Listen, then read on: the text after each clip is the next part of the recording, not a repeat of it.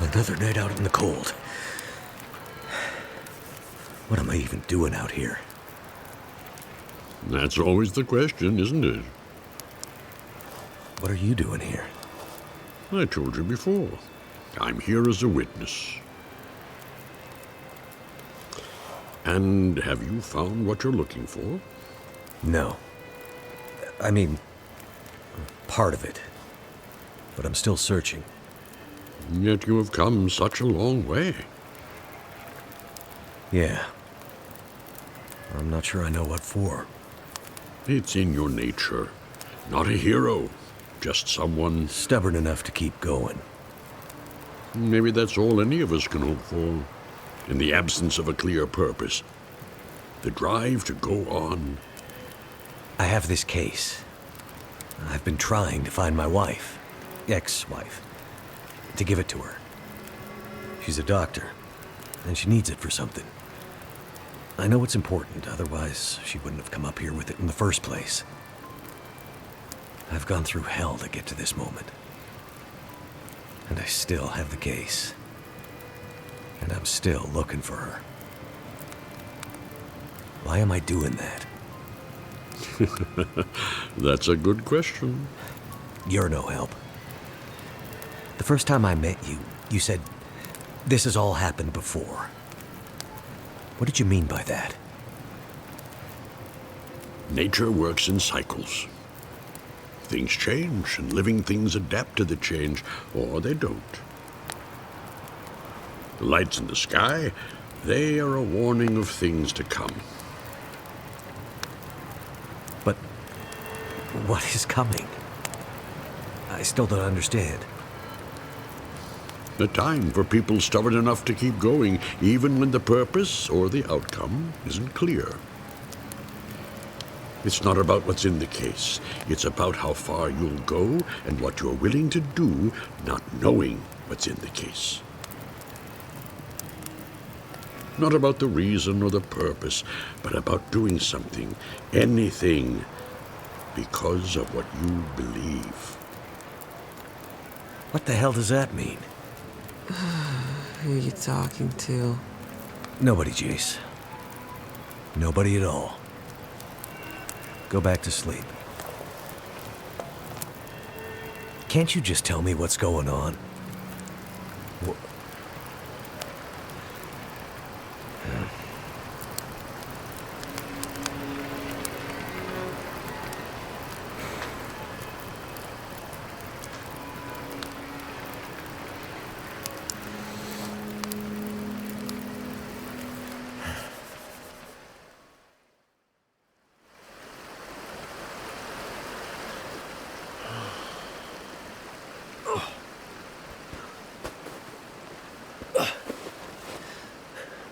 Hey, sun's coming up. Gotta get moving.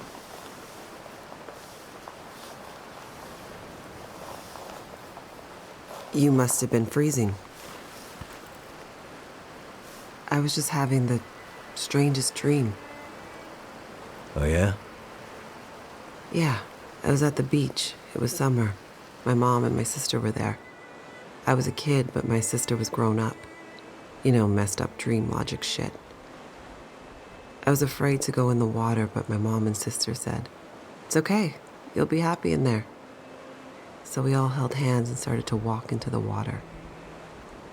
And I felt it come up over my feet, then my ankles, then my knees, then my thighs, higher and higher. I said to my mom, "Are you sure this is a good idea?" She just looked at me and smiled, didn't say anything. And then I felt scared. I looked back at the beach and all the people were gone except for a man. I couldn't see him clearly. He was all blurry. We were already too far into the water, but he was tall and I could see that he had a beard and a big blue coat, kind of like your parka. And I remember thinking, he must be so hot wearing that parka at the beach. And he called out. He was yelling and waving his hands at us. But I couldn't hear what he was saying. It was like his mouth was yelling, but nothing was coming out. No sound. screaming silence. And when I look back at my mom and my sister, they were smiling and singing. But the singing wasn't voices, it was like music from heaven. But instead of making me feel safe, I felt afraid. I tried to pull my hands back to swim to shore, but I couldn't. They were holding too tight.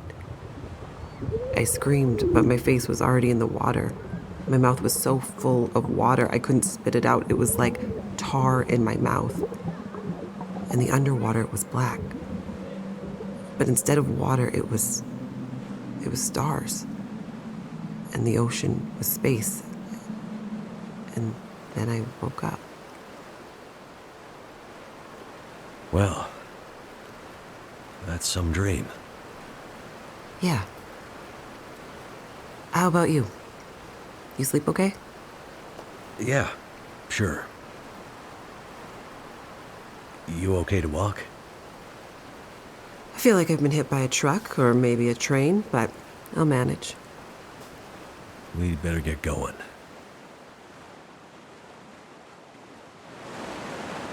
That was some quick thinking back in the dam, throwing us overboard into the sluiceway. Seemed like the only good option at the time. Think those assholes will come after us? Mathis's gang? Hard to say. But we probably shouldn't stick around. We need to get back to Atwood. Any idea where we should be headed from here? I'm not familiar with this area. My way to and from the observatory was by road. Right. Do you remember any landmarks that might help? All I know is we were high up in the mountains. I remember her complaining about some kind of logging operation at the base of the mountains, though. That could be around here somewhere, I guess. Makes sense. Okay. Towards the mountains, then. Keep up, Mackenzie.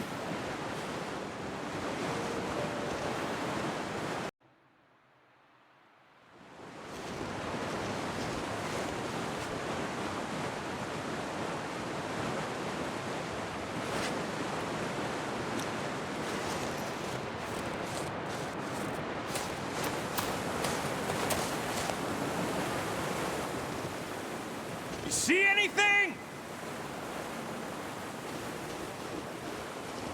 Not yet. Keep looking. Shit! They found us. Not yet. But they're closer than I'd like. Oh, we shouldn't have slept so long. After Black Rock and the river, we were half dead. Now we're gonna be fully dead. We can make a run for the logging camp you mentioned. Make a last stand? You thinking? I was more thinking maybe we lose them along the way.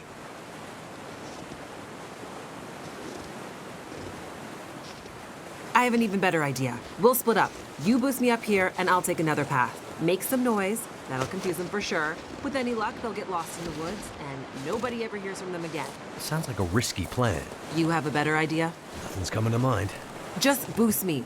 I'll lead them away. We'll regroup at the logging camp. Okay. But be careful. I have a bit of unfinished business with these clowns. They aren't messing around, Jace. Yeah, but neither am I.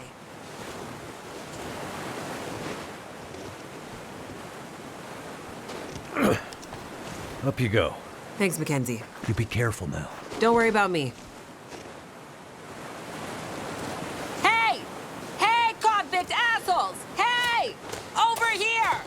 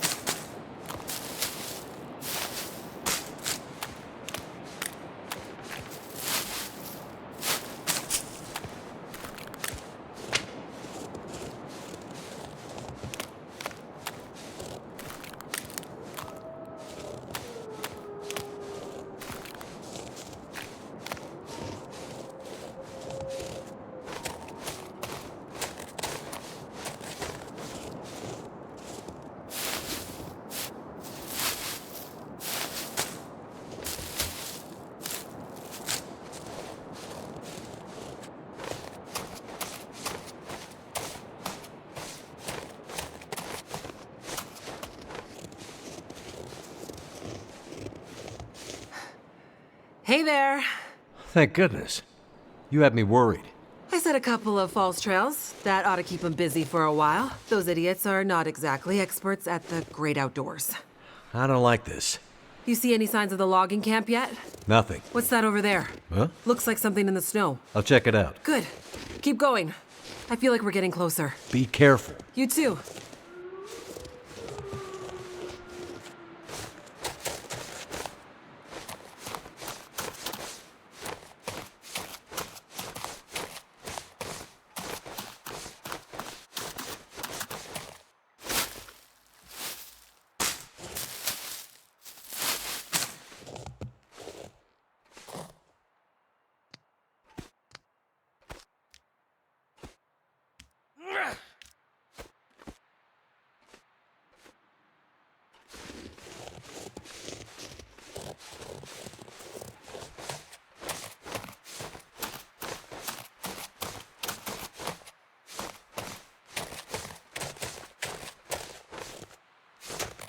Damn wolves.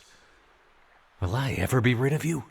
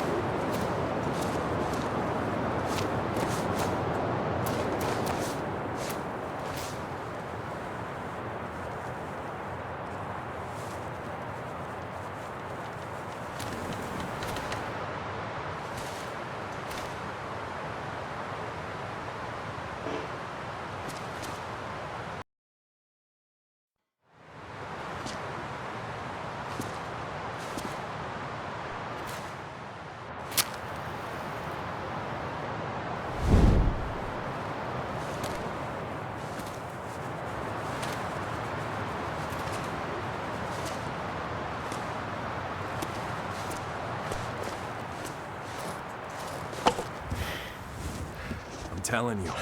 That was her voice. The girl from the prison. One that messed up all the systems. I didn't think it was possible. The way they ended up in the river. I told you they were still alive. Bullshit. You thought Mathis was crazy when he sent us after them. I mean, Mathis is crazy. What the hell are we even doing out here? You want to push back on Mathis? No. No way. We need this. After the fuck-up in Black Rock, Mathis is on the warpath. We need a win. Otherwise, we'll end up like the others. Let's find these two and get back to the group. Mathis just said bring the pilot. He doesn't care about the girl. Yeah, but she and I have some unfinished business.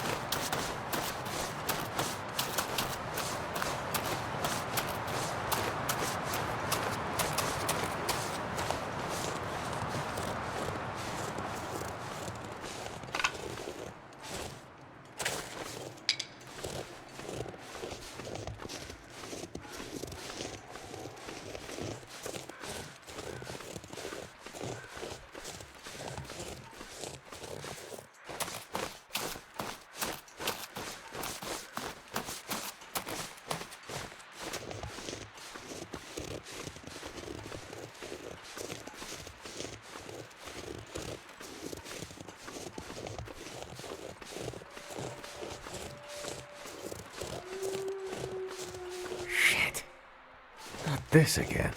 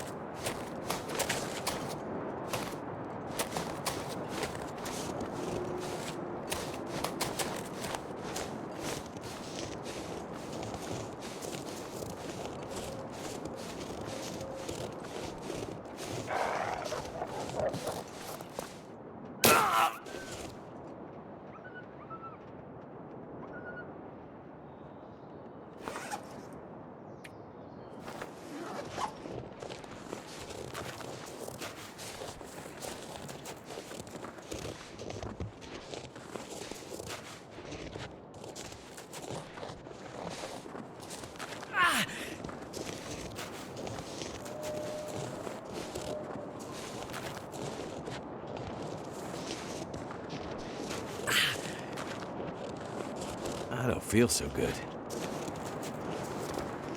I'm gonna need some first aid. Soon.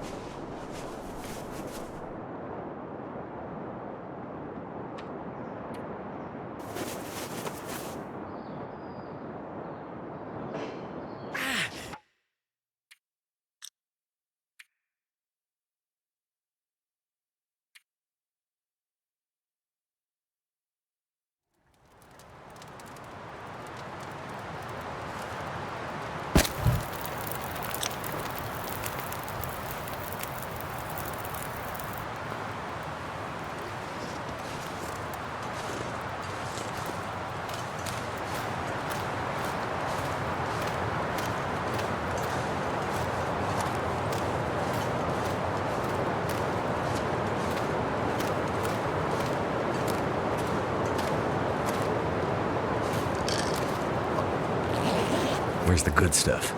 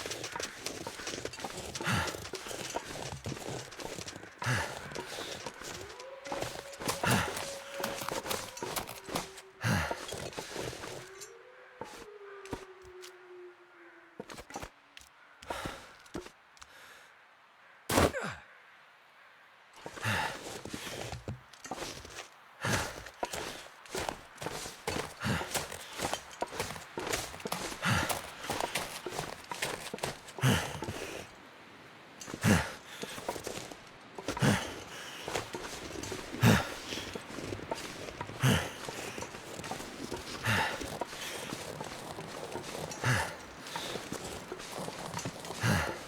do I get the feeling I'm going to be needing these soon?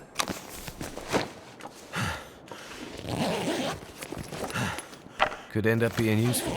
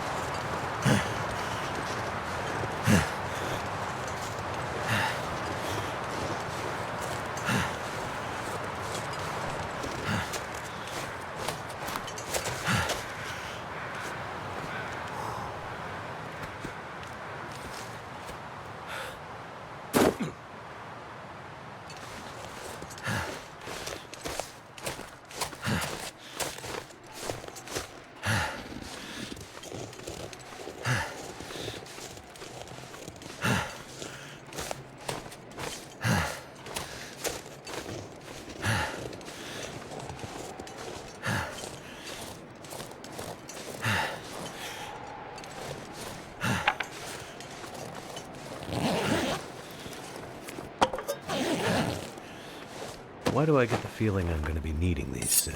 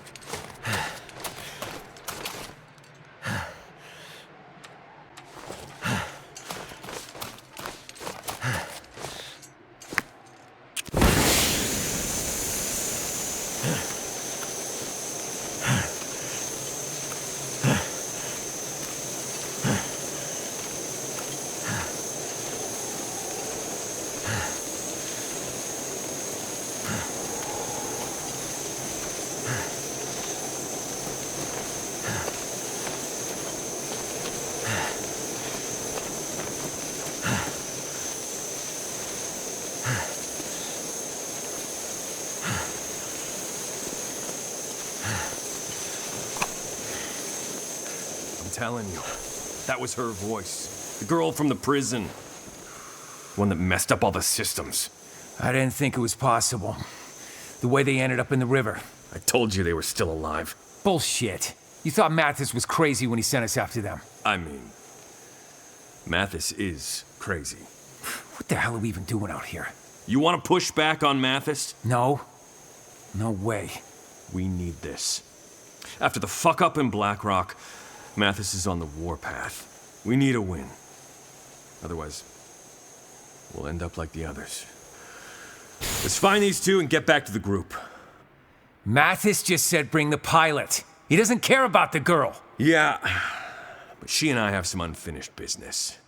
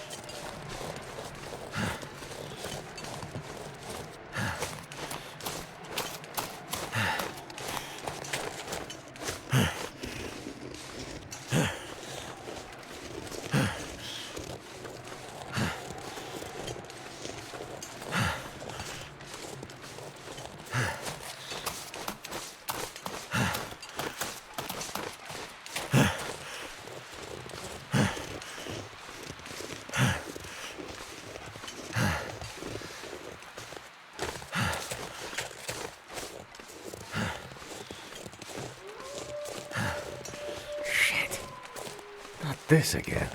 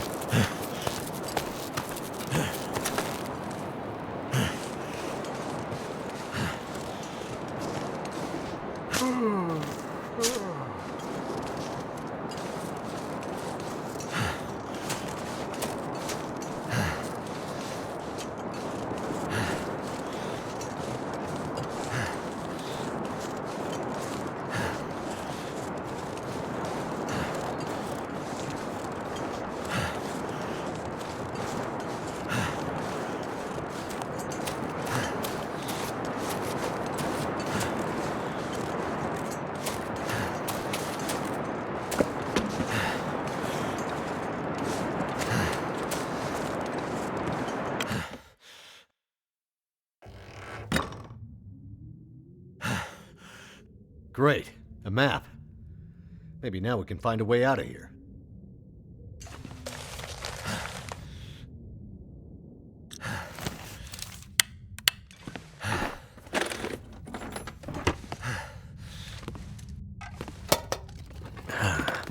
Someone's stash.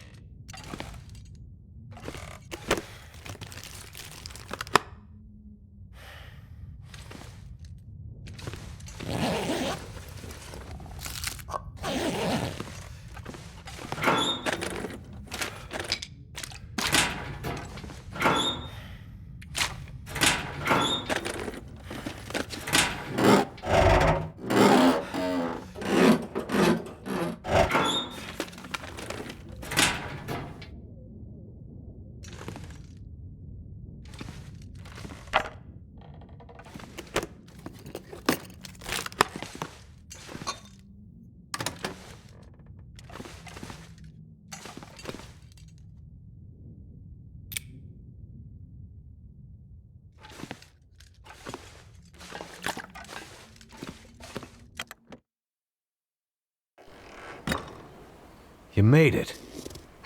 Yep. Pretty sure I got those idiots turned around for good. Yeah. It's gonna be tough to find this camp in the fog. What happened to you?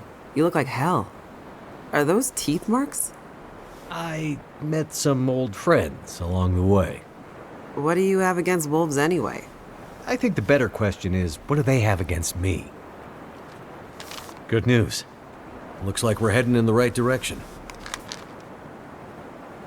Right. Great. I'm mine. Trust me, they aren't my favorite either. I remember Atwood telling me a couple of hikers went missing there last year. Search and rescue got in there but had to give up. Too unstable. And let me guess, we need to pass through it. Well, no, not if we can find another way up and over that mountain.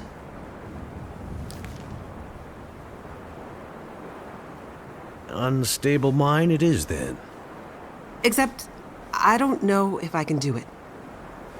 We'll go slowly. I'll help you. No, you don't understand. I don't go underground. Mines scare the shit out of me. I'm claustrophobic. Okay then. There's gotta be another way. Well, I guess we could find a way around the mountains. But that would take days. Maybe weeks. I'm not sure we have that kind of time, Jace. Yeah. I'm worried about Atwood. She's been on her own for too long. Let's get closer to the mine and see what we can figure out. Yeah, I mean, it might be one of those mines that isn't completely dark. Our luck has to change at some point. Damn wall! Looks like tracks leading this way. I see boot prints. Finally! Mathis will be pleased. Shit! What was it you were saying about our luck changing? Time for the last stand, I guess. We gotta move. But where? Hear that? The sounds of convicts getting closer? No, the other sound, like rushing water. Maybe the river switches back. Let's go.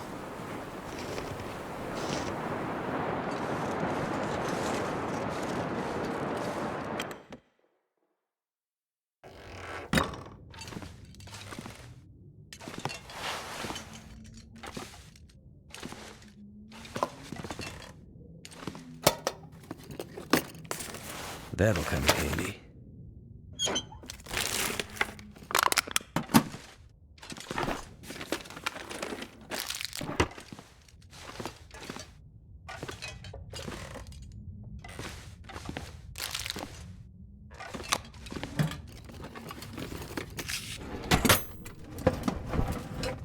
This'll come in handy.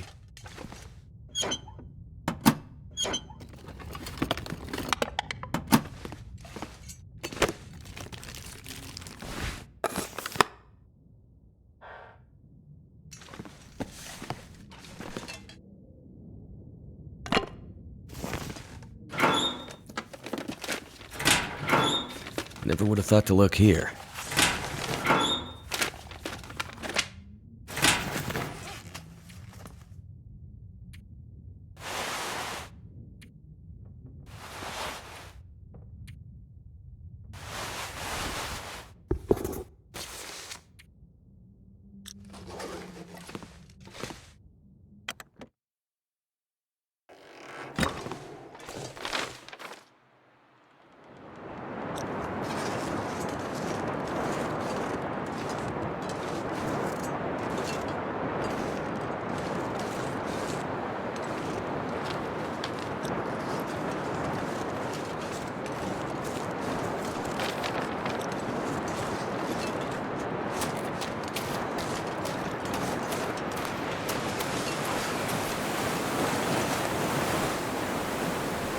Well, it looks like a terrible idea. I was trying to come up with something good to say, but it looks like a terrible idea. How are you with heights? A bit better than I am with fast-moving water, I guess. I'll see if I can find a way across. Wait here and keep an eye out for Mathis's goons. Will do. And take this. Hopefully you don't need to use it. Be careful out there, Mackenzie.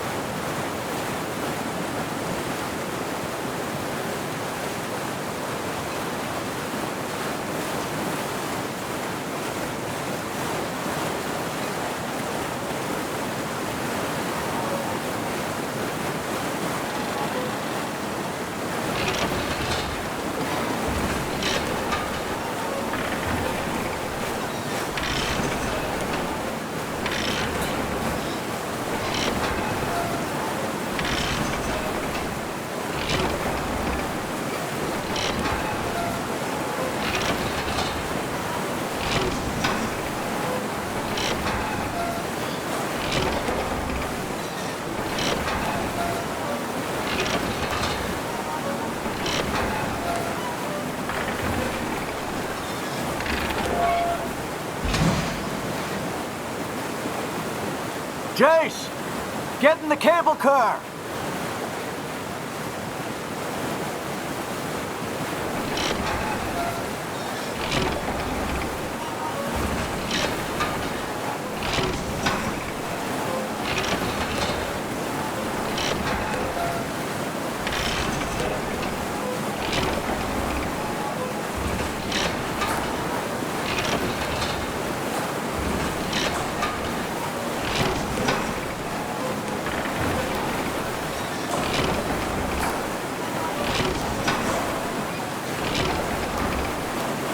Okay, halfway.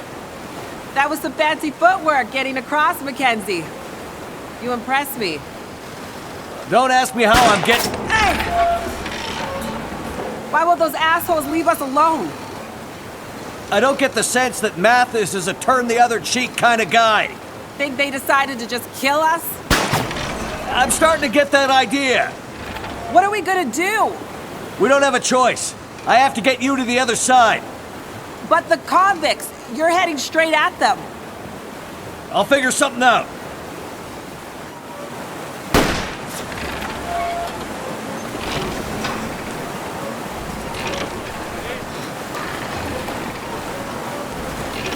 Over there!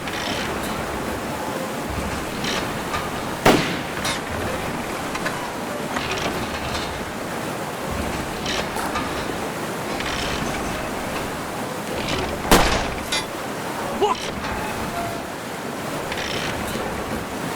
Look!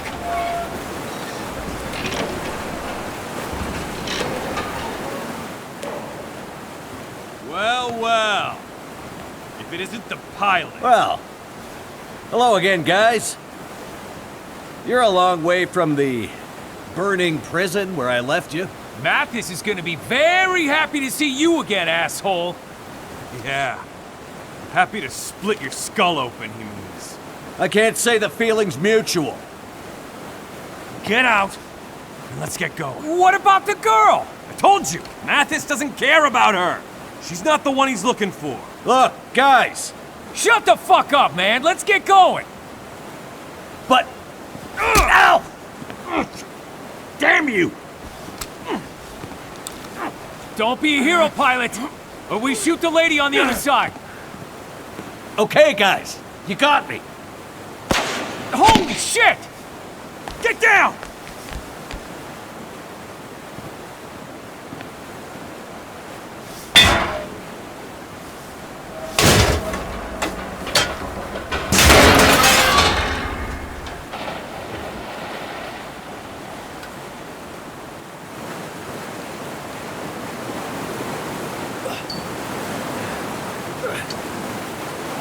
Hey!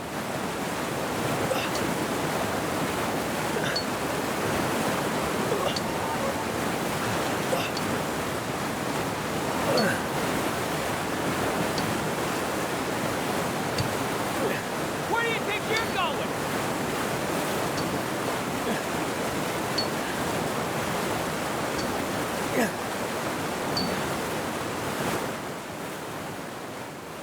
No!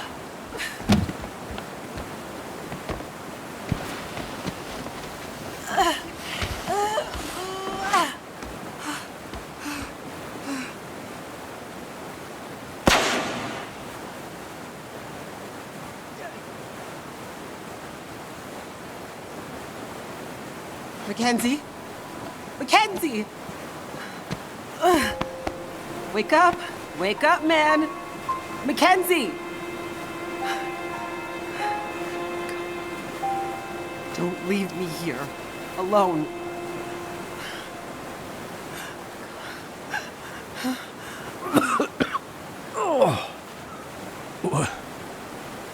What happened? You've been shot.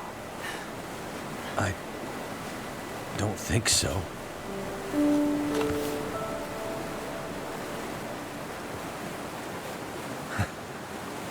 I knew there was a reason I've been carrying this damn thing.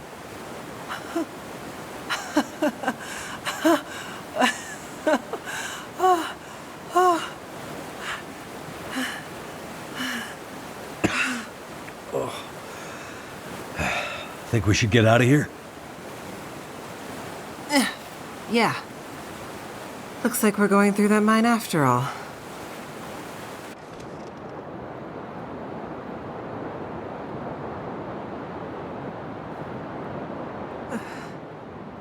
I just need to catch my breath. Good idea. Wait here. I'm gonna look around.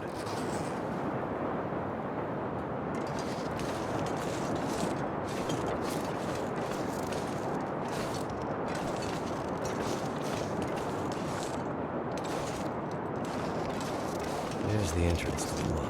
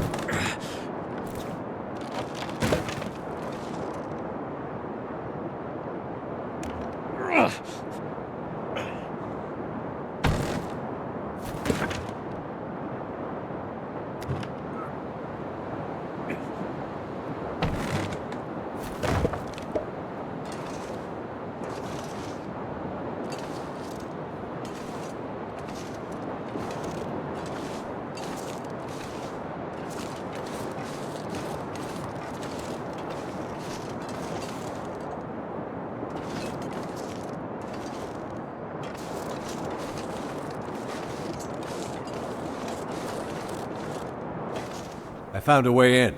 I know. You don't like mines. I don't think you understand. This goes beyond not liking something. I'm terrified of them. Maybe I should stay here, and you can go on and find Atwood on your own. I'll scout ahead. Find some light for us.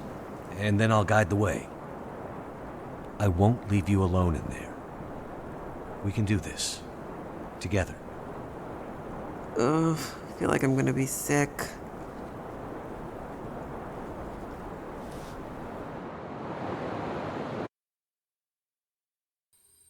Mackenzie, I'm sorry, but the only way I'm continuing deeper into this mine is if you find a way to light it up better than this. I'm sure there's a way to get the old light system working. Just give me a minute to figure it out.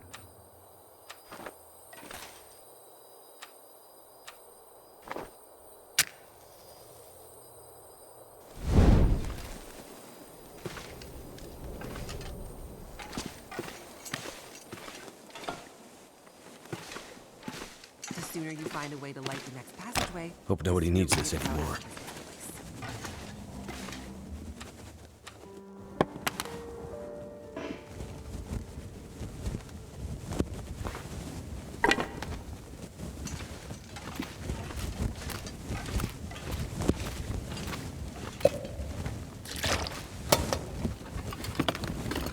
I could use this.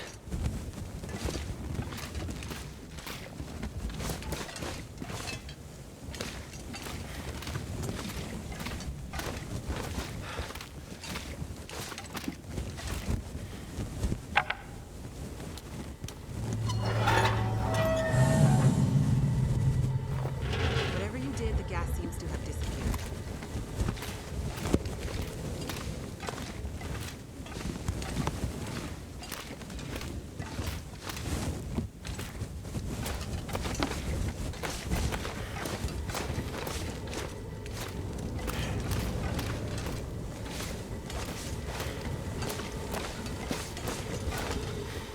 Lindsay, not going in there.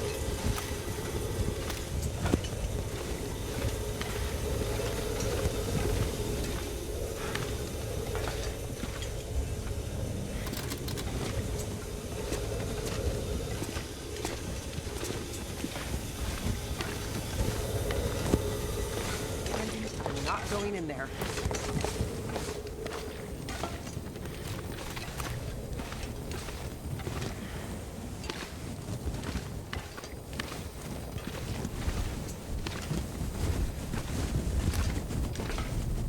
Lights.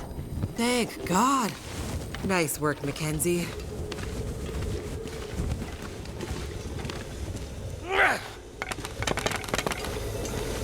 Jace, Yeah? an elevator. Let's go.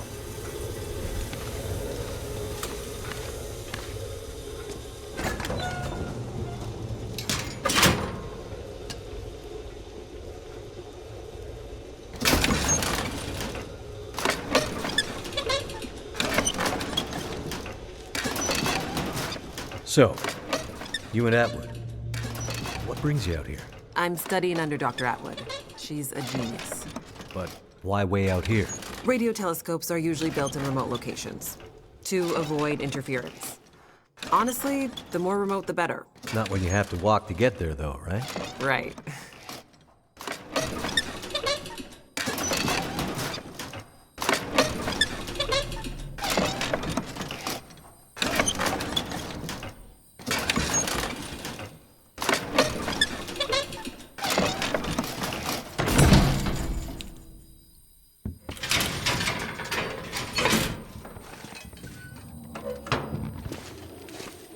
Absolute darkness, poison gas. I'm starting to feel like we're not meant to be here.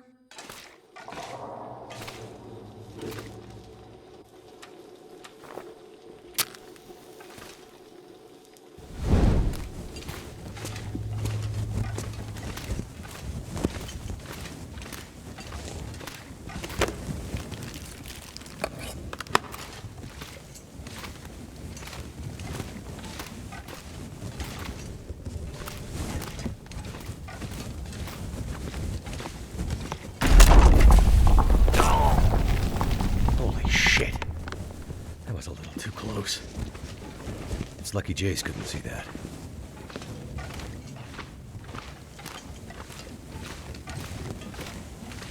How's it looking over there, Mackenzie? This place is confusing as hell. But I think we're getting somewhere. This stuff will come in handy.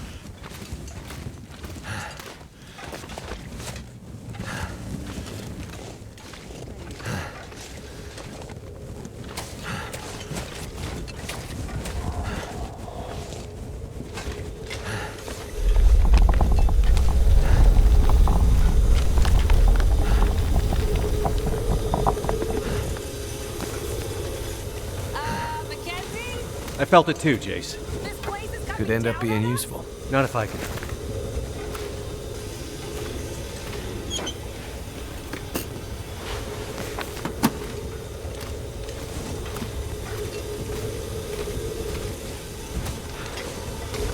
about me. I will be totally fine. Out here waiting for the darkness to close it on me.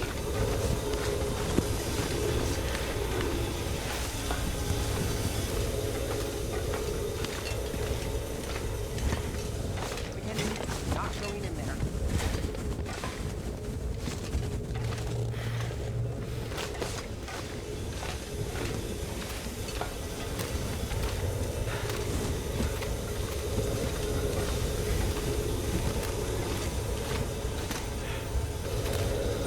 Okay, great. Now I can actually see.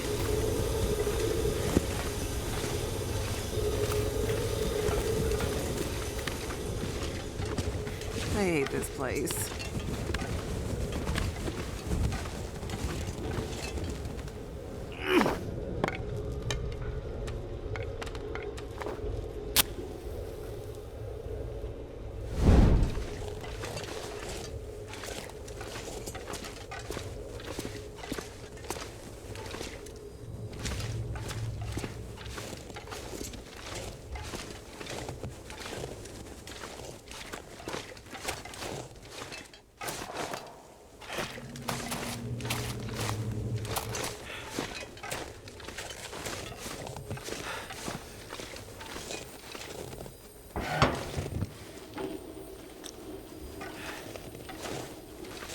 If people were meant to be underground, we'd be able to see in the dark.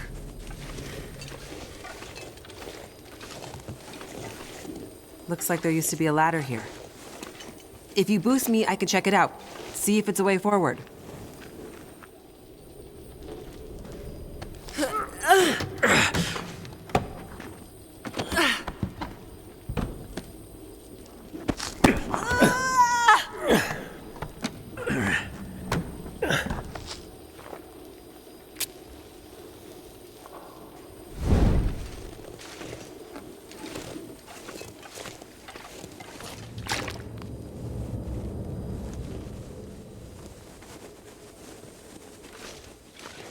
Is that the next elevator? Looks like it. Oh, thank God.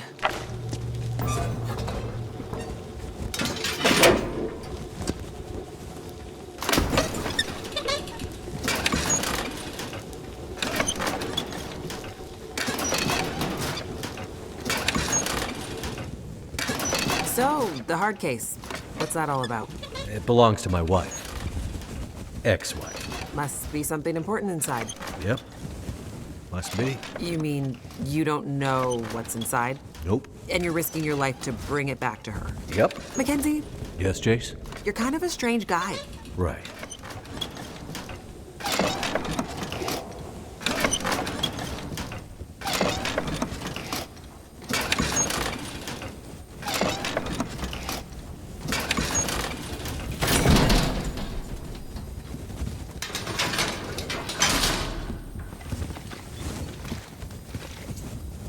Ah, lights. Thank God.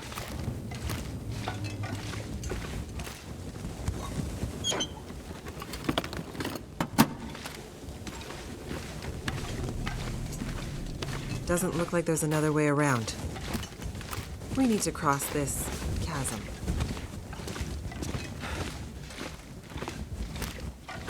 This might be a way forward. Help me push us over. Another good idea.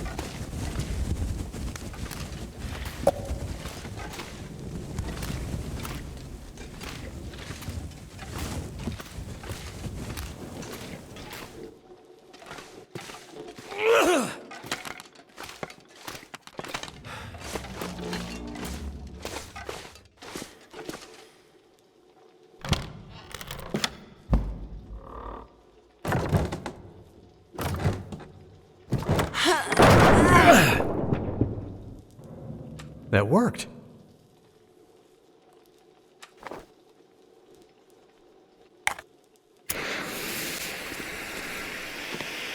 You leaving me here? Let me scout ahead. I'll find a way for us to get out of here. Suits me. Rather wait here by the light anyway.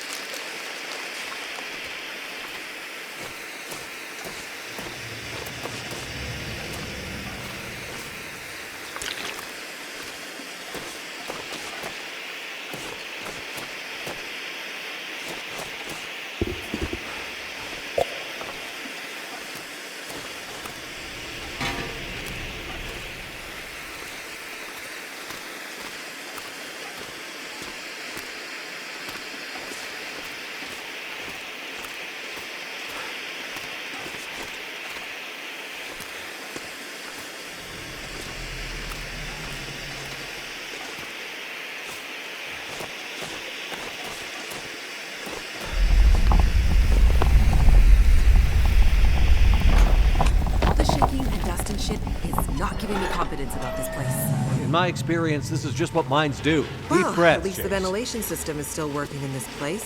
Somehow.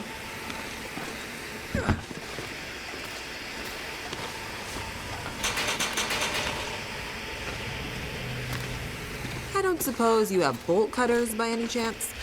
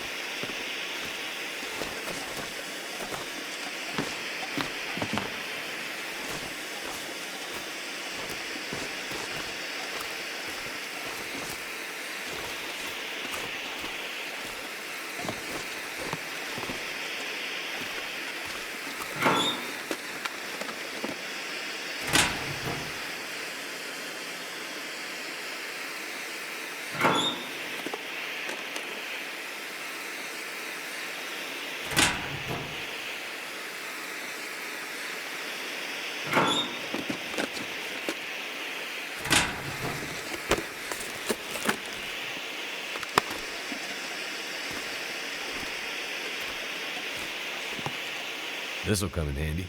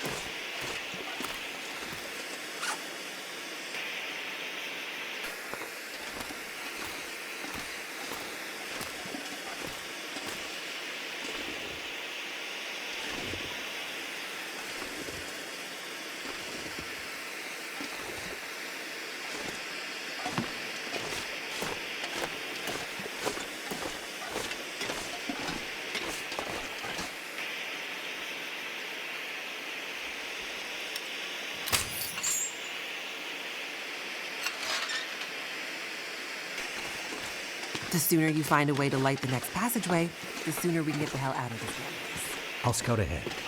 See what I can find.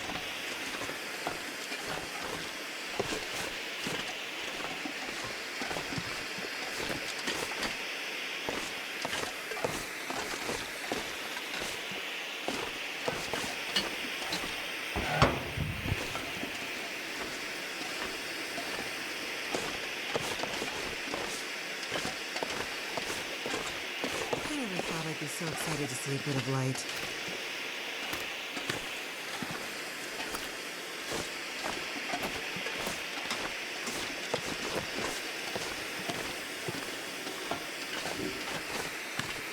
Elevator time, Jace. Right behind you.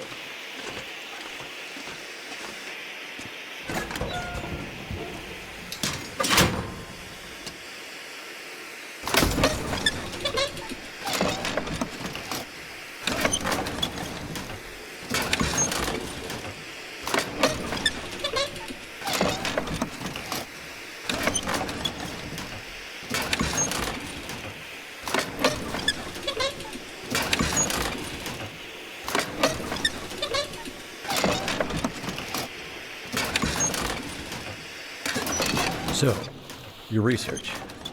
What's it about? You know much about astrophysics? Not really. We're scanning for signals, gathering data. What for? I think it's better if Dr. Atwood explains it. Sounds mysterious. You could say that.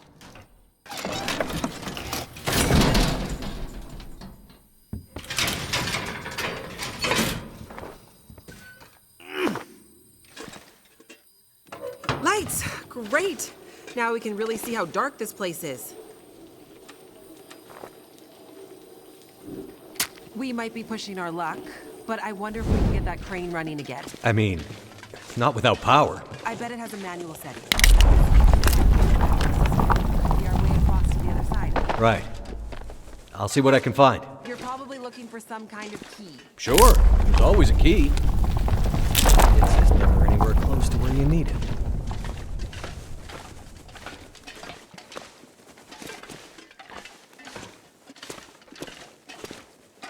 Any luck finding that key? Still looking.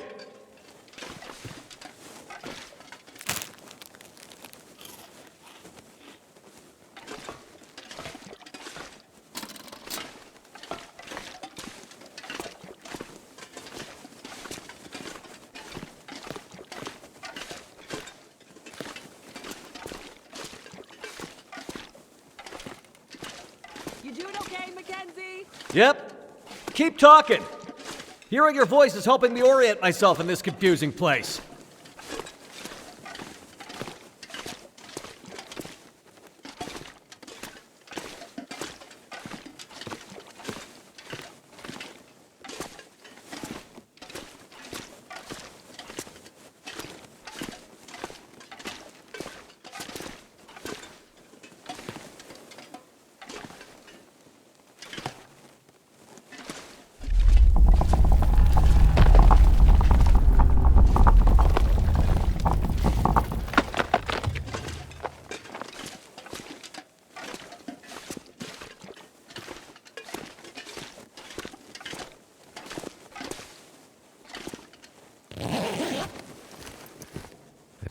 Food.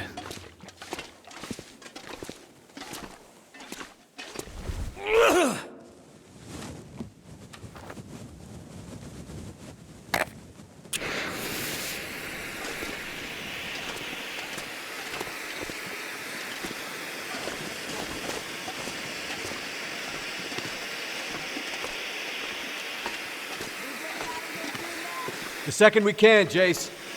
Believe me, I don't much like this place either.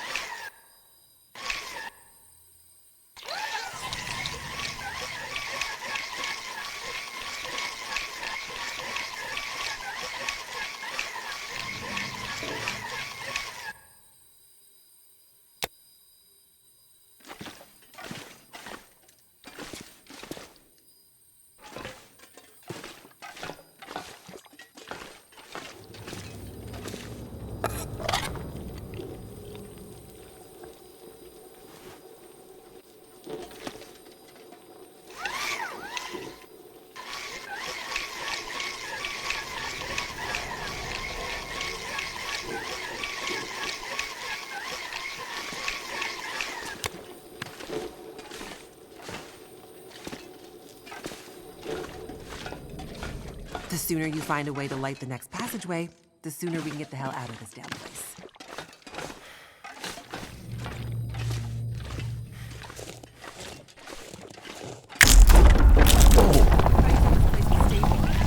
Relax. The bridge can only break once. This is me. Relaxed.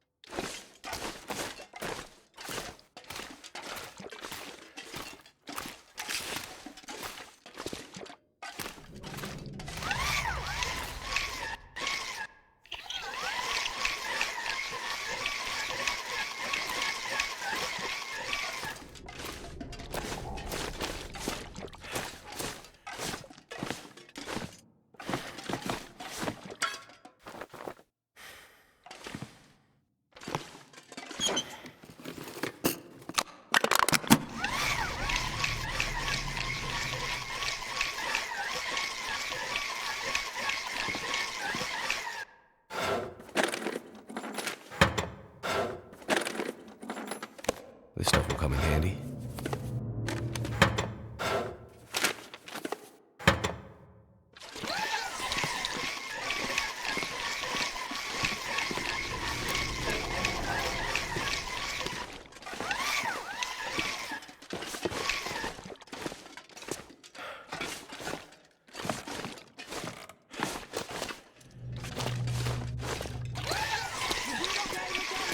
Yep. Keep talking. Hearing your voice is helping me orient myself in this confusing place.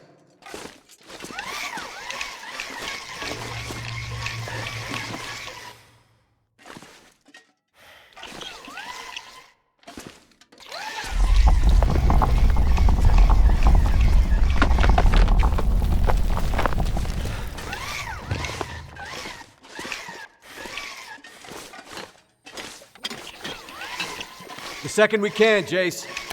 Believe me, I don't much like this place either.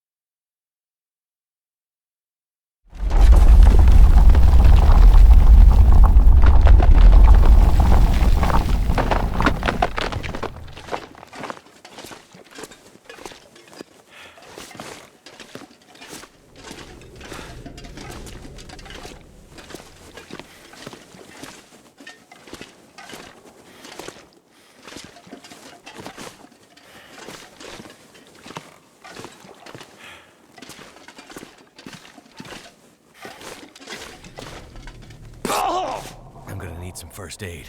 Soon.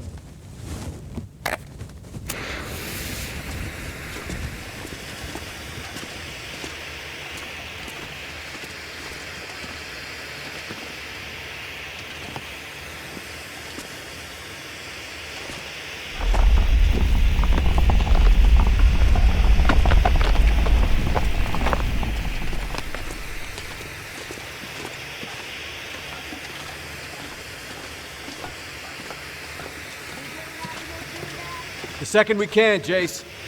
Believe me, I don't much like this place either.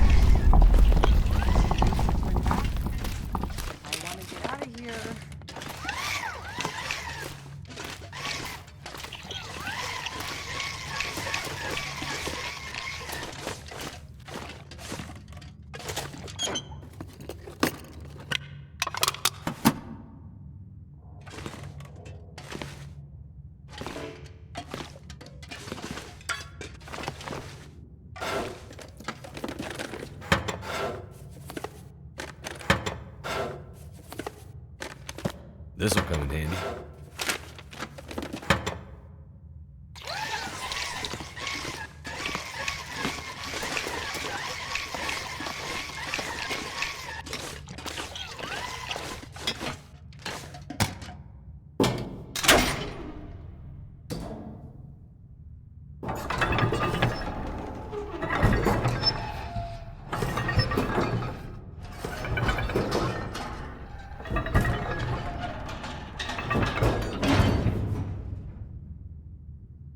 Great work, Mackenzie.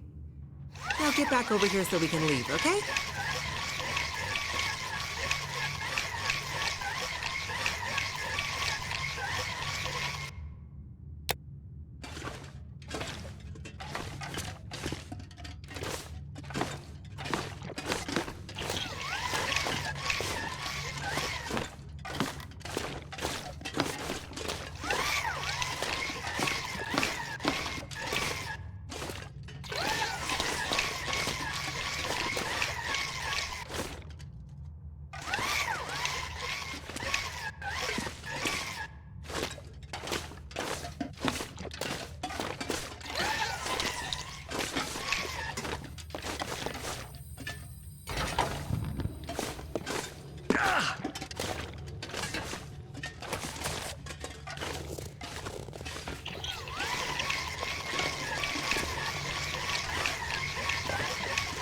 Great.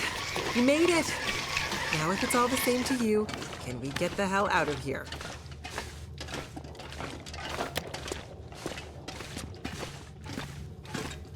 Jace, it's your favorite time. Elevator time.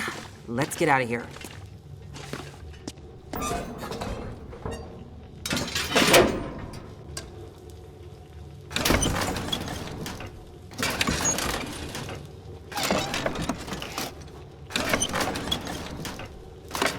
Before, when you asked about my research with Dr. Atwood, Yeah? I'm not trying to be evasive. It's just...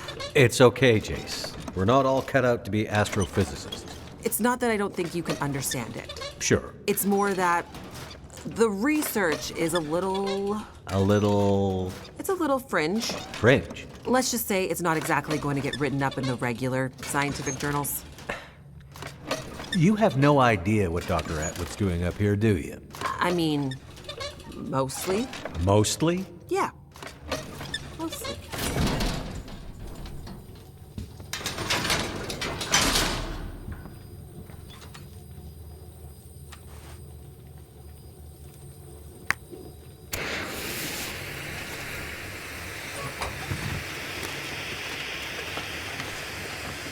It's only the dark. Nothing to be scared of. Wait, what was that?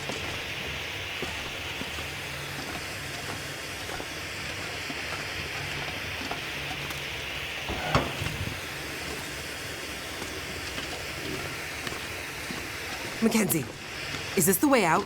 You seem excited to leave. Stop fooling around. I need to feel fresh air on my face.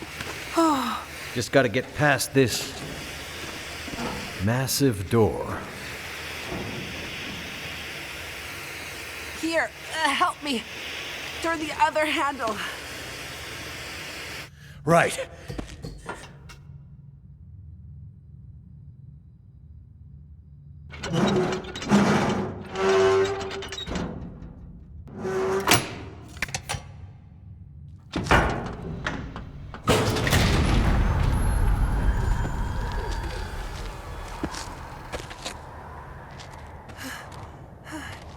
Can we get the hell out of this place now, please? Right behind you.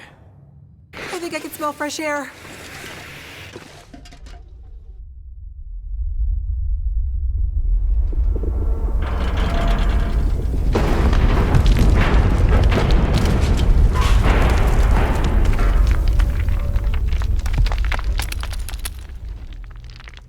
Well,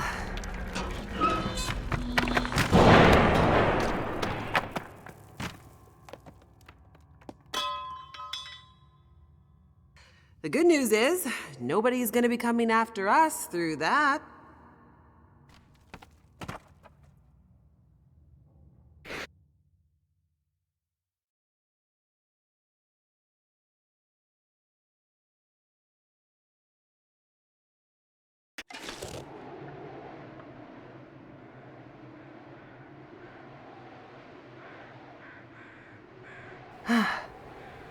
There it is.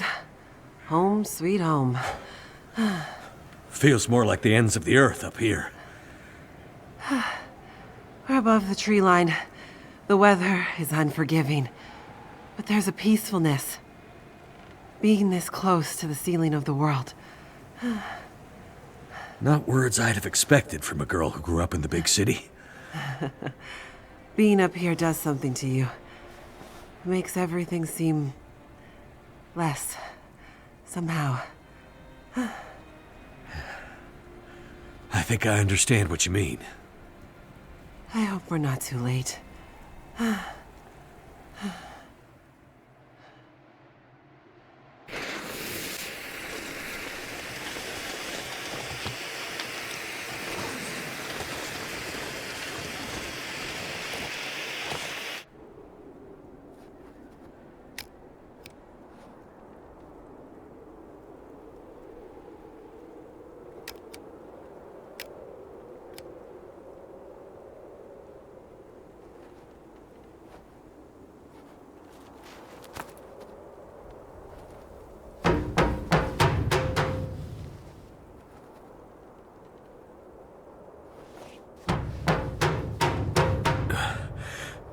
Maybe nobody's home.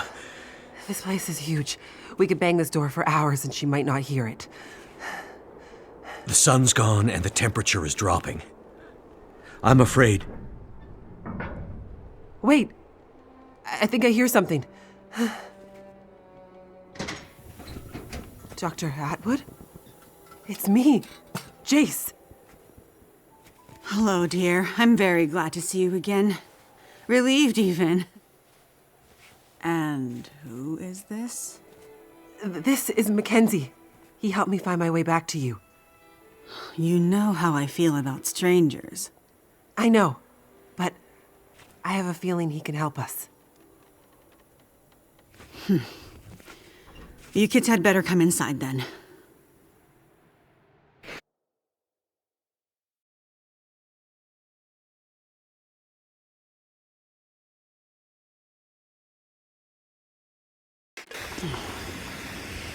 What took you so long? I was starting to get worried. I ran into some trouble on my way back. You know the old penitentiary?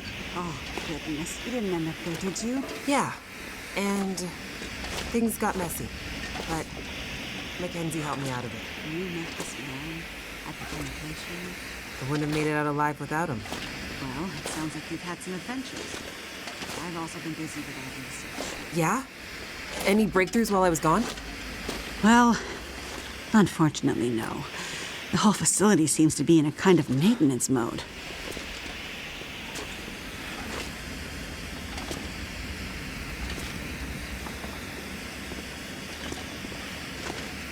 Did you manage to pull our data from the scope before the power died? Unfortunately not. That's what I need to talk to you about. But first, there's something I need to show you in my study.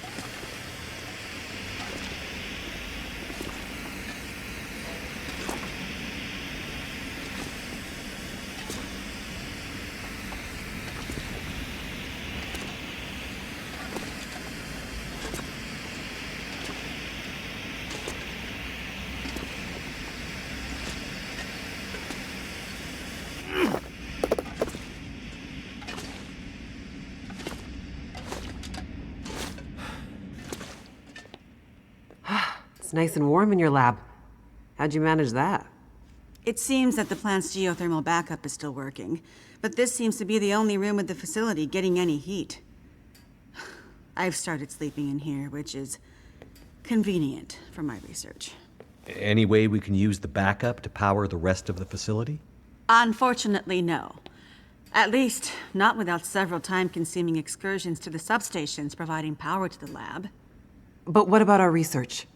Were you able to pull the data down from our last series of scans? Also negative. I was able to extract a small amount of data before the massive power surge fried a lot of our equipment. It's possible there might still be some remnants in the memory buffers, but we won't know until the power is back online. Damn it! That's years of postdoctoral work down the tube. I will say, the small amount of data I was able to pull just before everything shut down was concerning. Enough to confirm your theories? Theories? I hesitate to say more without access to more data. What I saw could easily have been a glitch. Maybe. Maybe. I know that look in your eye, Dr. Atwood. You found something, didn't you? I shouldn't say more until we can get the data. Now that you're back, we can put our heads together and maybe find a solution. That said, it might be best to remember our security protocols. If you're referring to Mackenzie, he can be trusted. If my suspicions are correct, I'm not sure we can take that risk. Look, I'm not here about your research.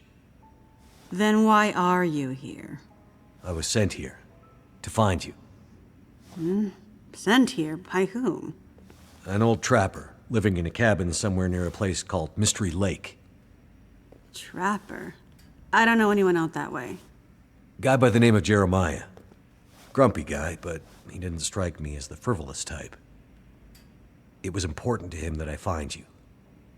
Well, what was the message? It's a bit strange.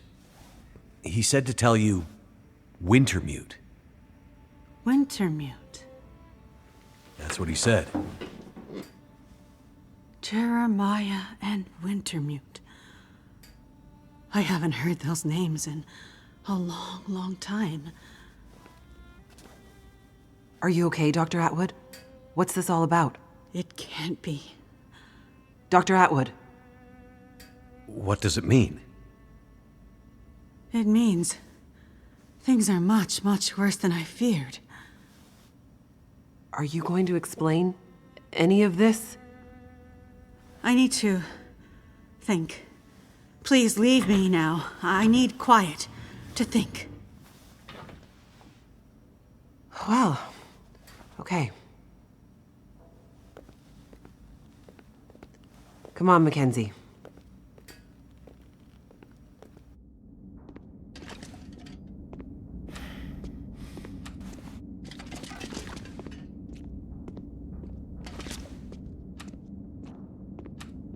When she gets like this, it might be days before she comes out of it. We may as well try to get some rest. I won't lie. It's been a while since I had a proper sleep. I hear you. My room's in the workers' quarters out this way. There's plenty of empty bunk rooms. Take your pick. I will do that. Thanks. I'll check it out.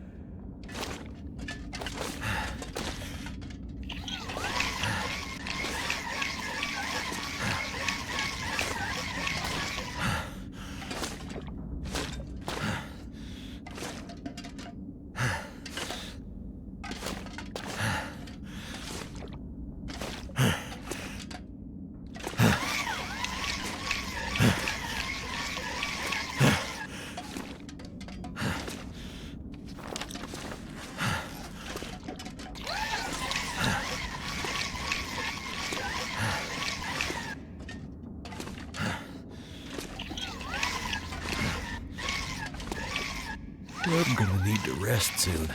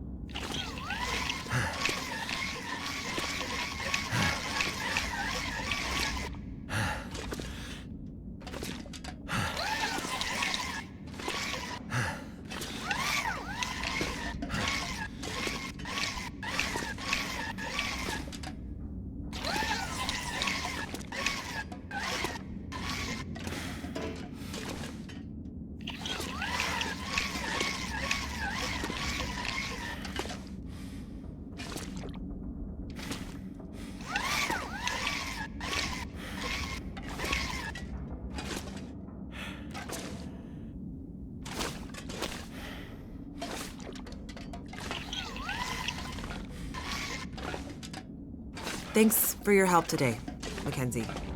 Not a... Gotta lay down. No, I mean it. I never would have made it through that mine without you. Or the prison. Or the logging camp. Or... Good night, Mackenzie. Night, Jace.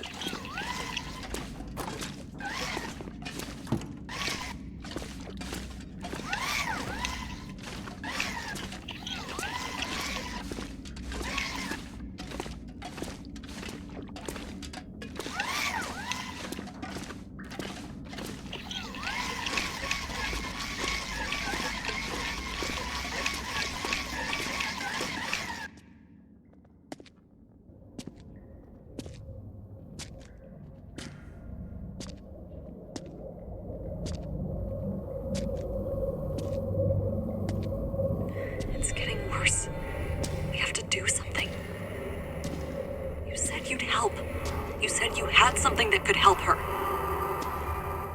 Astrid, it's getting worse. You have to do something. You understand that better than anyone. Yes, I do. here as soon as you can. I will. As soon as I can figure out how to... I'll find a way to get it to you. Have you asked Will? No. It's been years since we... I haven't asked him yet. We don't have time for this, Astrid. You need to do this, and soon. I will. I'll fix it. I promise I will get there. I'm afraid it's happening again, Astrid. I'm afraid we'll lose her this time. That's not gonna happen.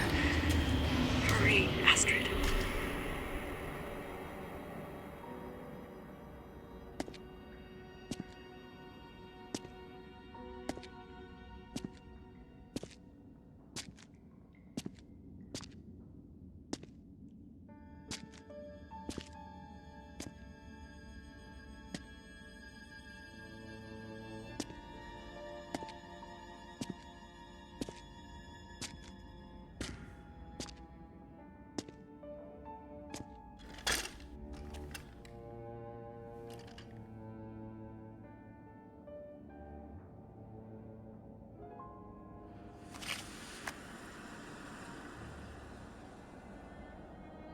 Huh?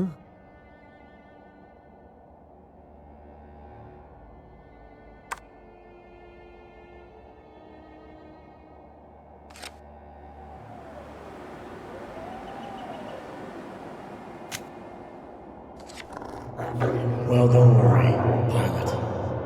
You'll be with her soon.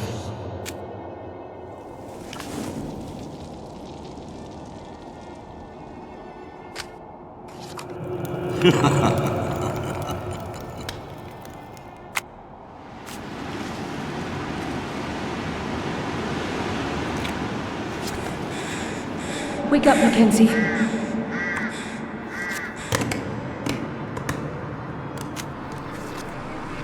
Wake up, Mackenzie.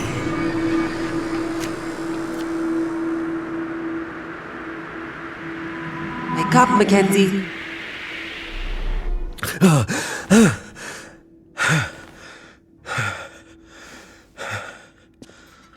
Good. You're awake. Atwood wants us to meet her in the control room. I think she was up all night.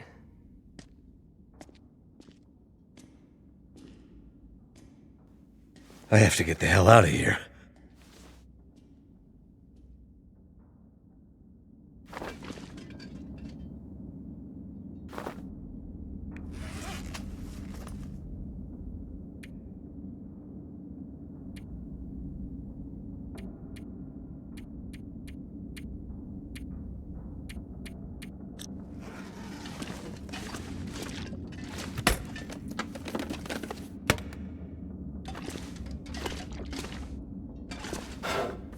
Wonder if the owner's around.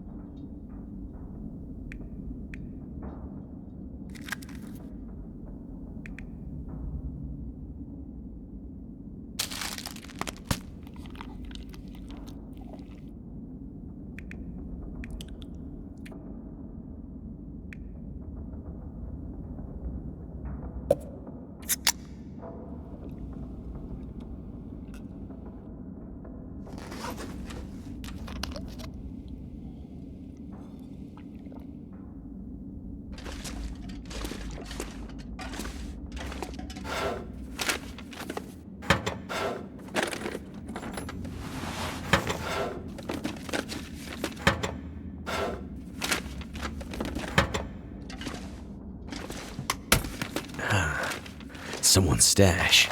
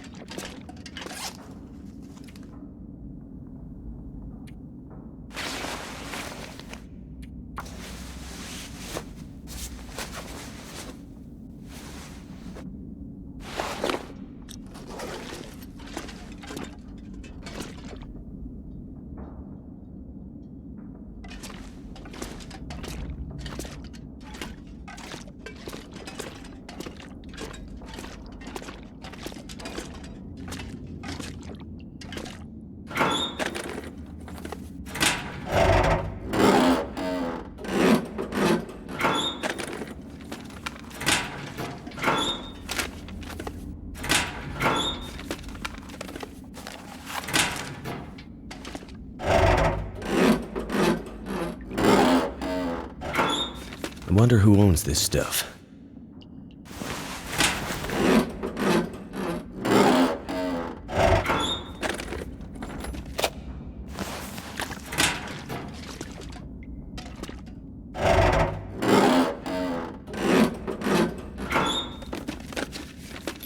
I could use this.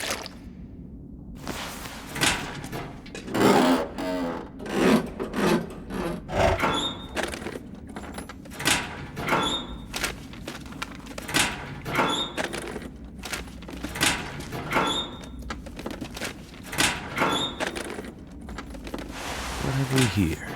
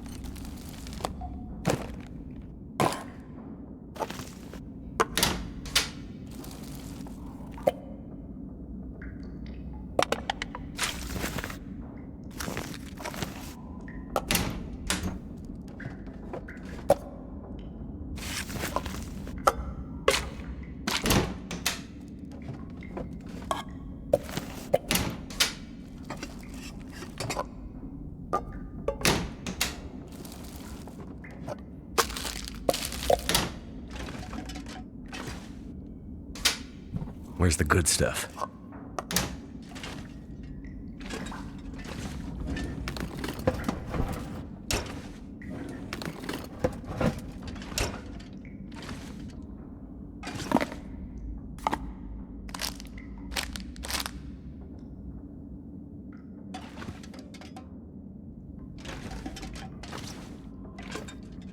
I'm not sure I can carry much more.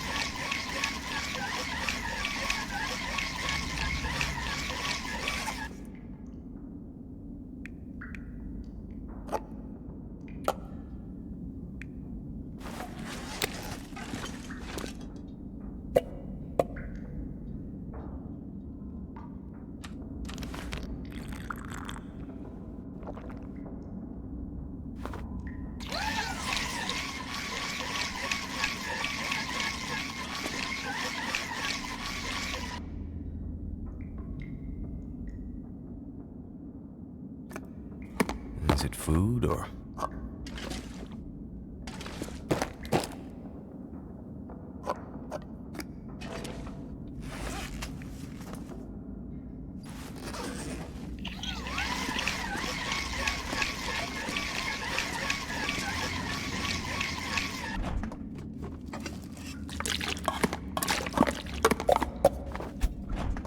There's gotta be something useful in here.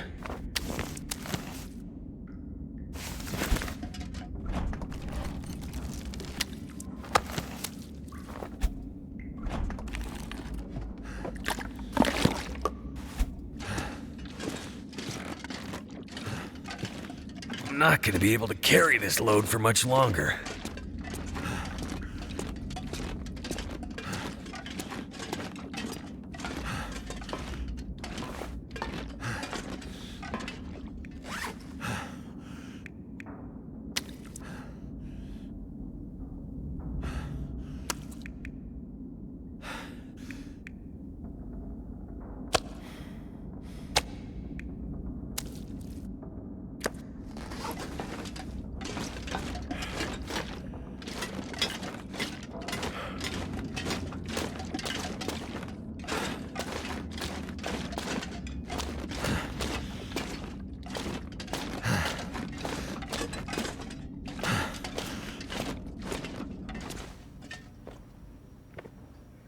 You look like you could use this. There isn't enough coffee in the world, believe me. Glad you could join us. It took me all night, but I think I figured out how we might be able to retrieve the data in the memory buffers. It's risky, but I don't think we have a choice. I would love to help, but there's a place I gotta be. I delivered your message. I got Jace back to you. My work here is done. There are other people who need me. Listen, Mackenzie, is it?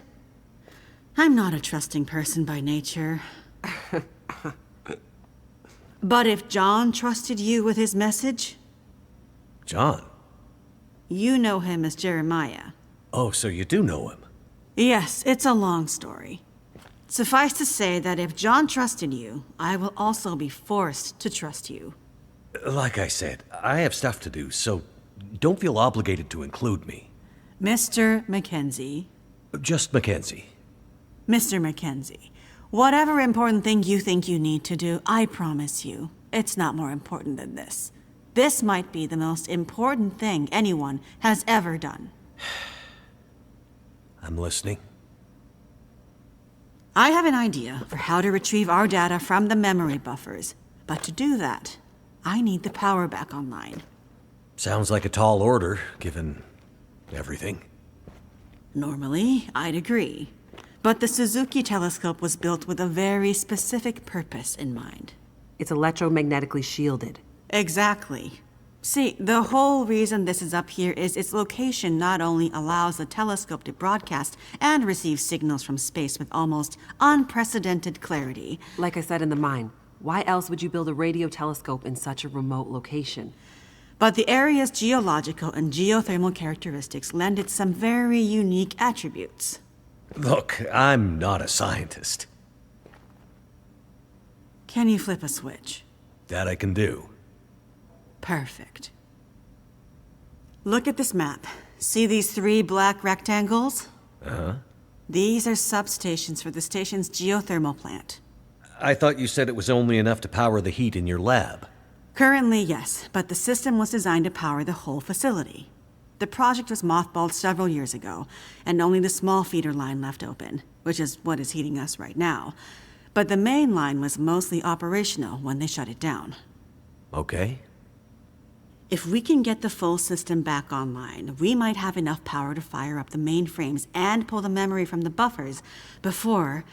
Before what? Before the memory gets wiped. Forever. So the only way to maybe retrieve the data is to possibly get the system going long enough to pull the data down, and if we fail to have perfect timing, the data, my life's work, will be deleted. Forever. Our life's work. What do you need me to do?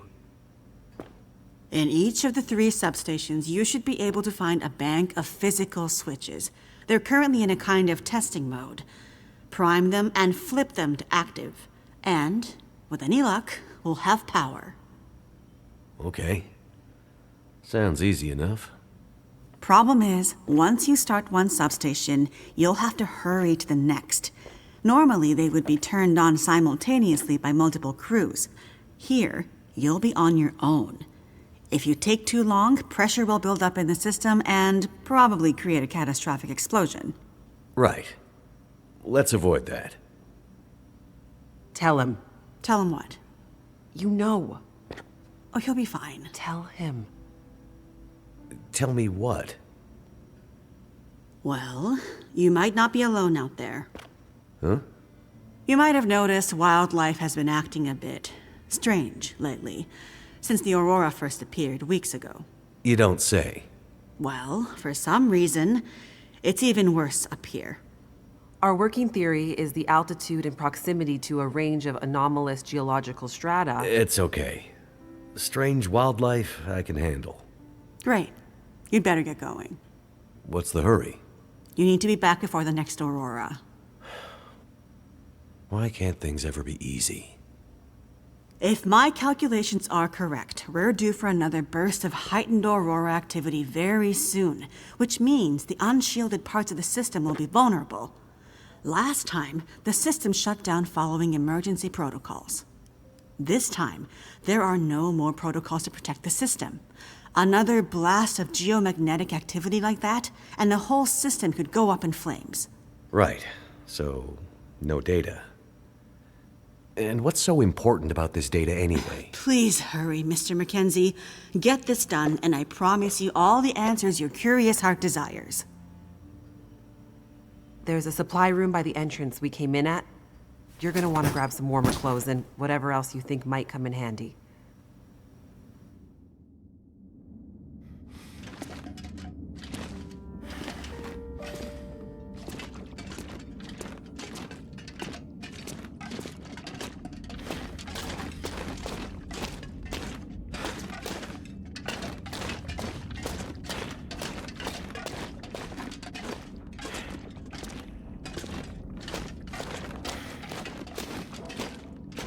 This place is a bit of a maze.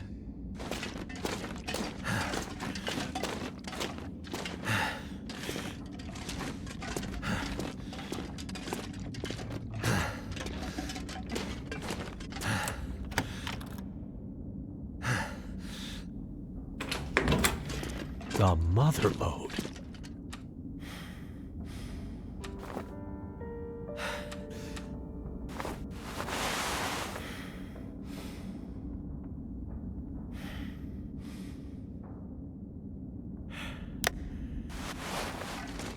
Feels like a lot of gear.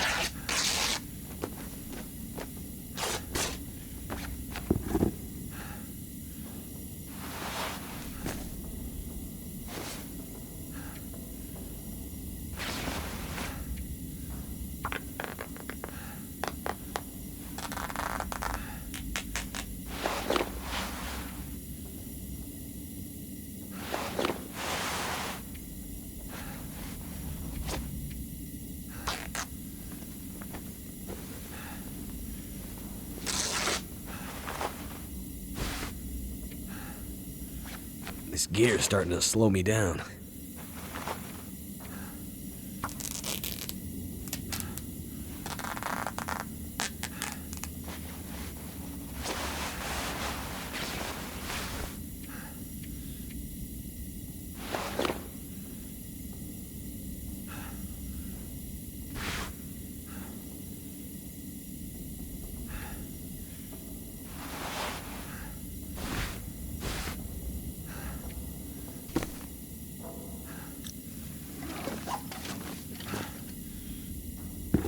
think I can use this.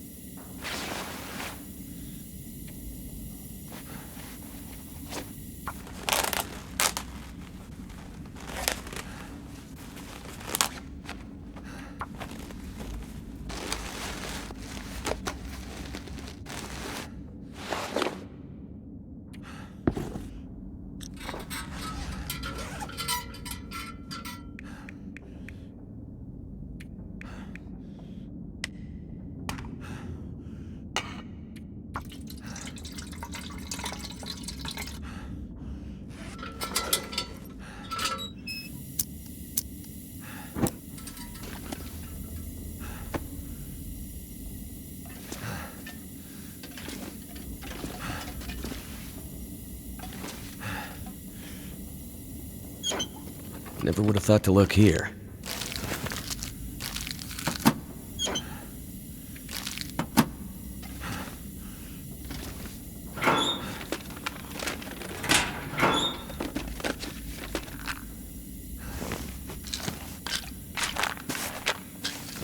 This stuff will come in handy.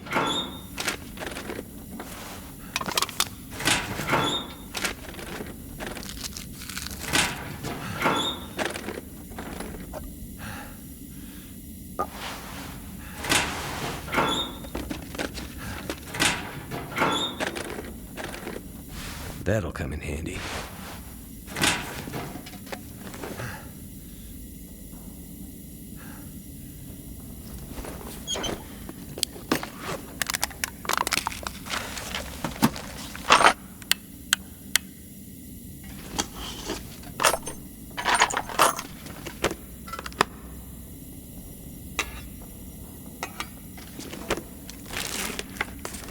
Could end up being useful.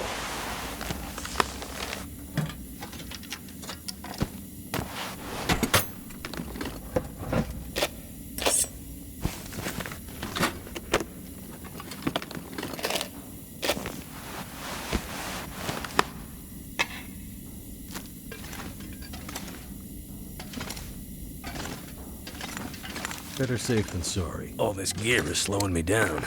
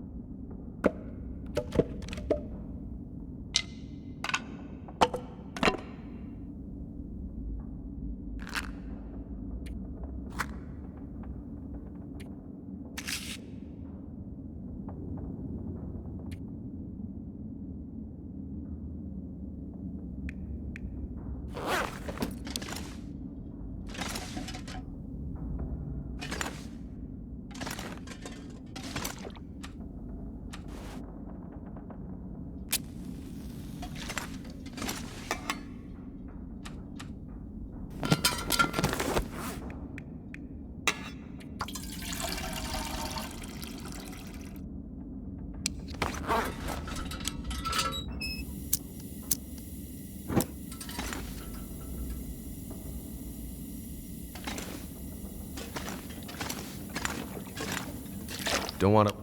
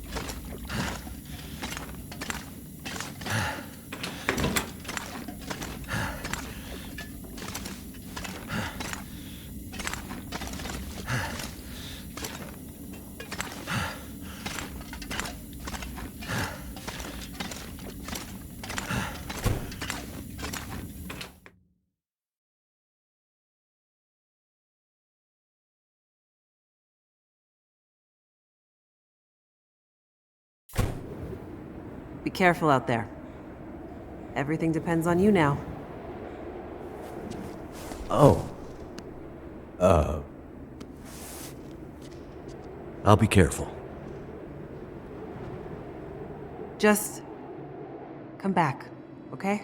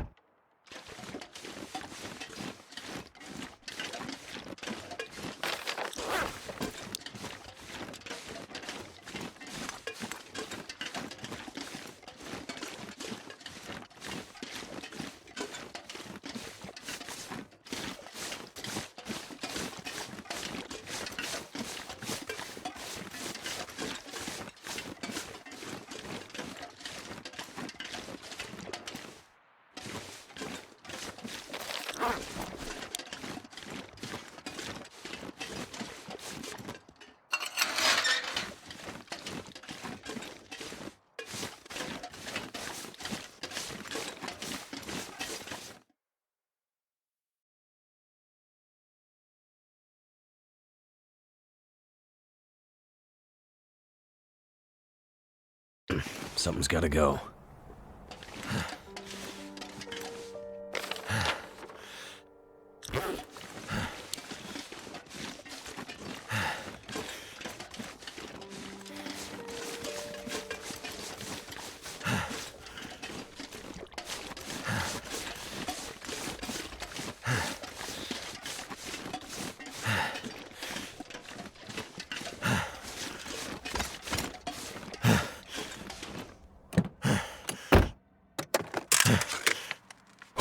Hope nobody needs this anymore.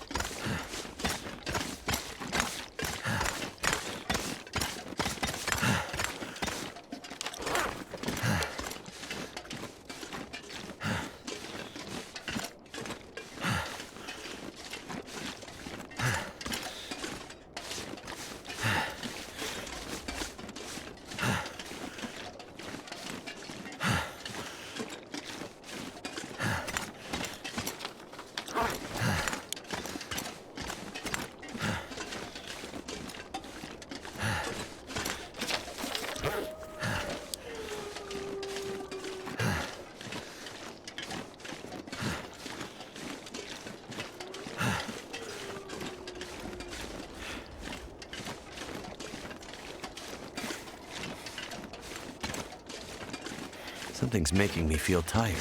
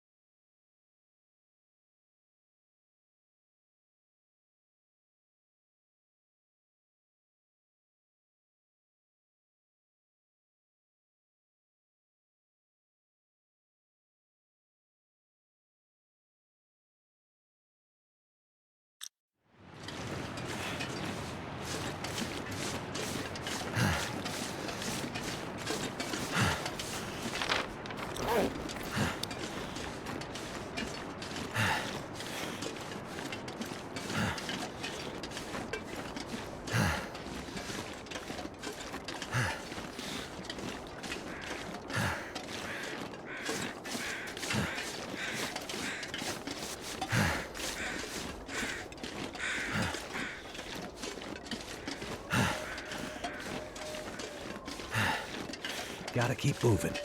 No time to waste.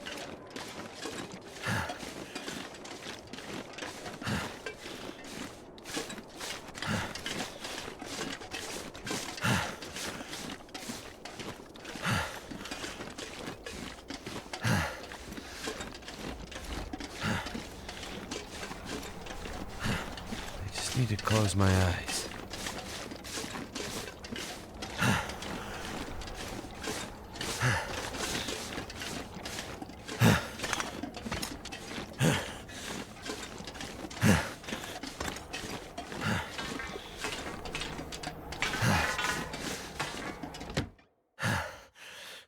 This pack is getting kind of heavy.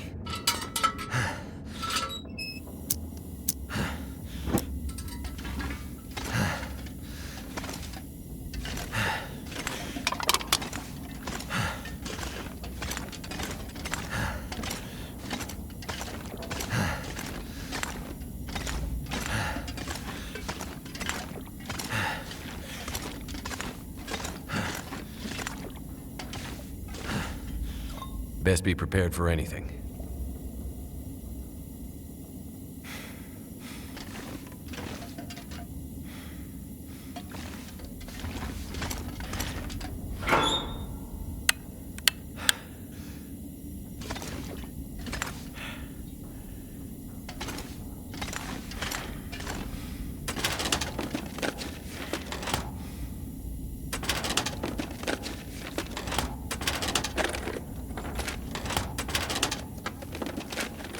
This'll come in handy.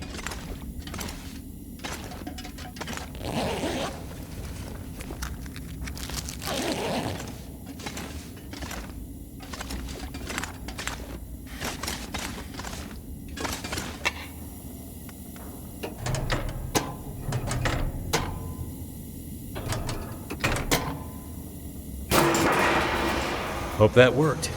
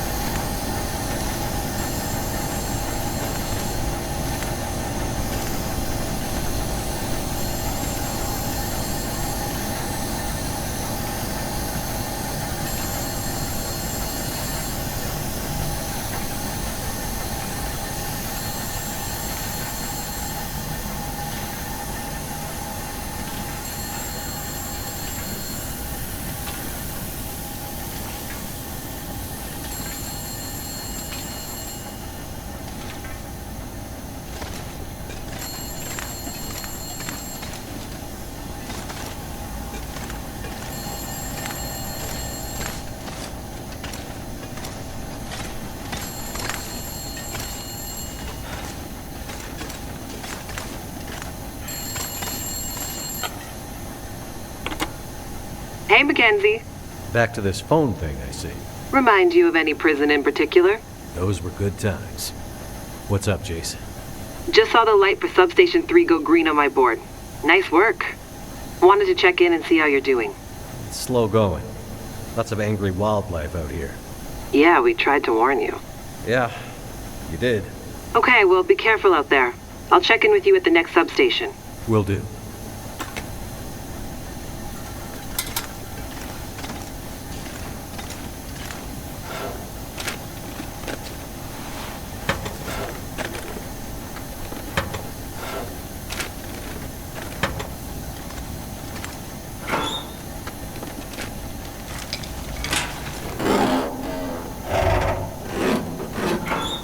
Wonder if the owner's around.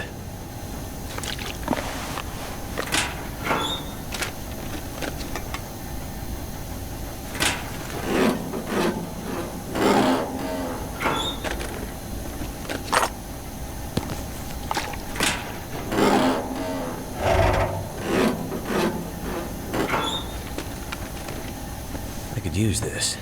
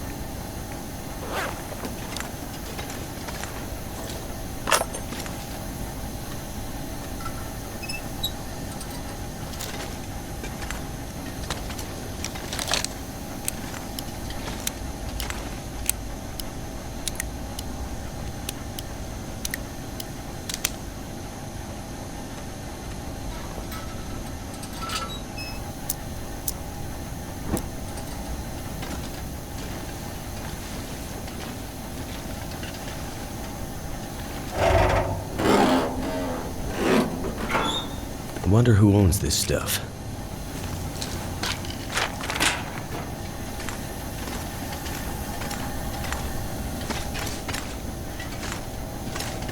There's gotta be another way out of here.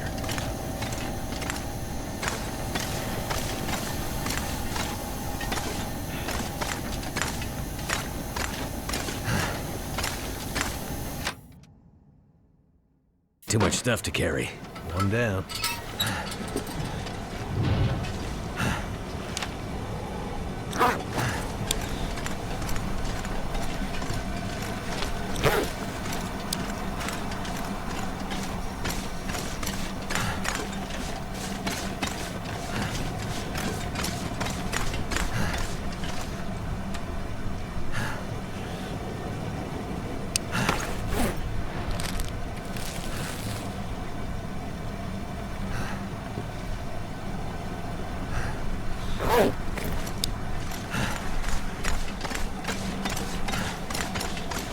Looks like steam's starting to come out of the pipes. Pressure must be building in the system. Just like Atwood warned would happen. Gotta follow the steam pipes. They'll lead me to the next substation.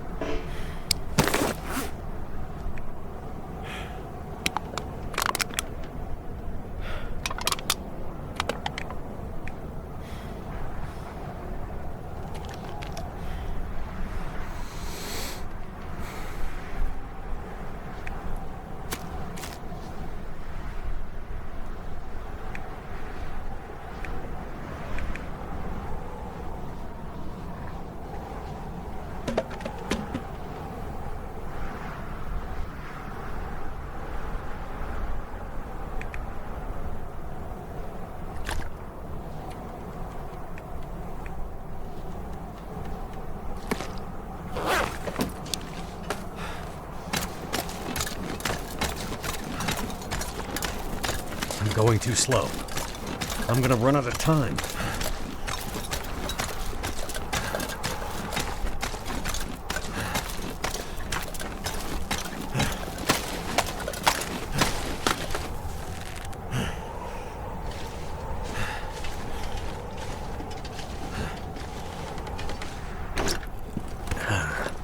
Someone's stash.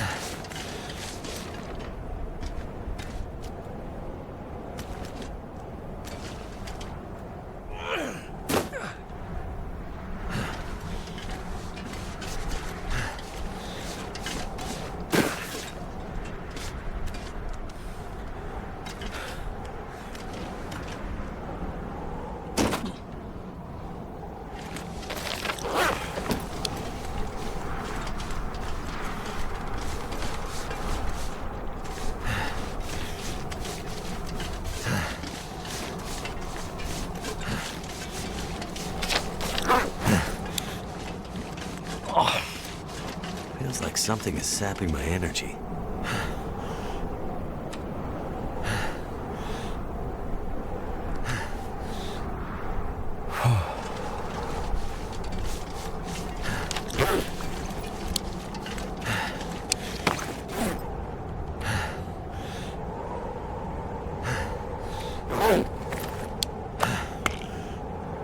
Why didn't that work?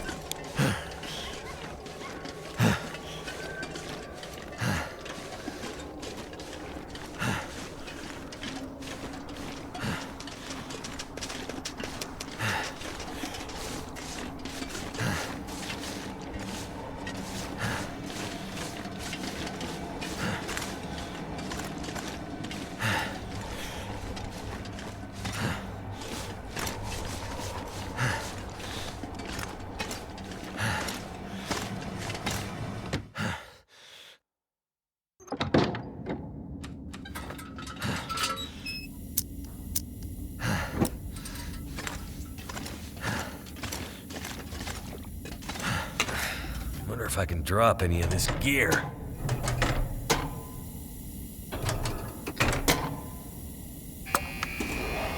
Primed and activated.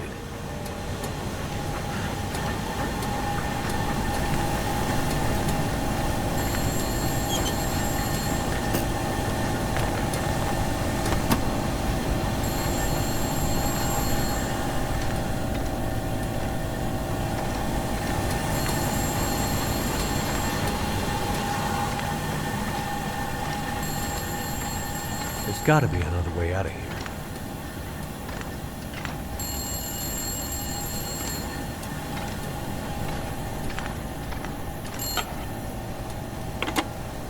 We gotta stop meeting like this. How goes the war? Not sure. I think we're winning? 2 green lights on the board. Feels like we could be. Something doesn't feel quite right, though. What do you mean? I don't know. Can't put my finger on it. Well, keep an eye on it. I need you upright and breathing out there, getting shit done. I'm on it. Atwood's getting squirrely. She's pretty sure tonight's Aurora is going to be a big one. I don't need to tell you how important this is, do I, Mackenzie? I know what I need to do. I'm seeing some pressure building in the geothermal system. Gotta get that next station online ASAP, or we're gonna have problems. Understood. I'll get it done. Sorry to add more pressure, Mackenzie. Please be careful out there. You know me. Careful is my middle name. I think you mean crashing my plane and having endless bad luck is your middle name. Still here, though. Let's keep it that way.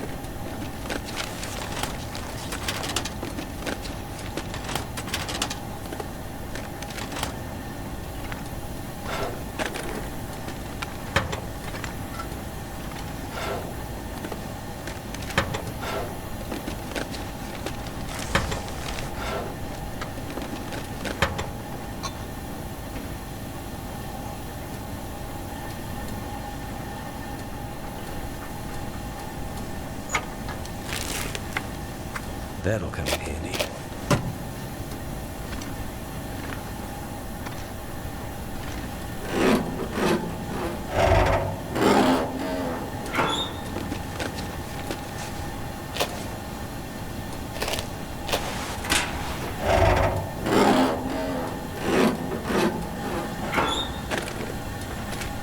This stuff will come in handy.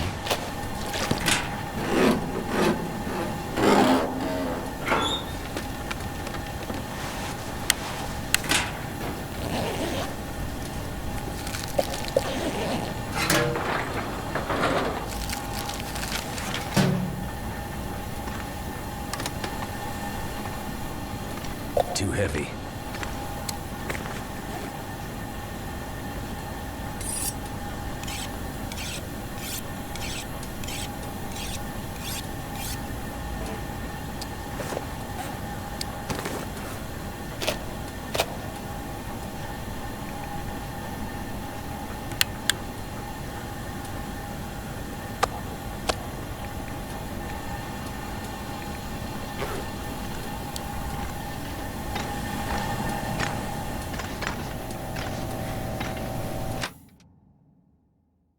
I gotta hurry.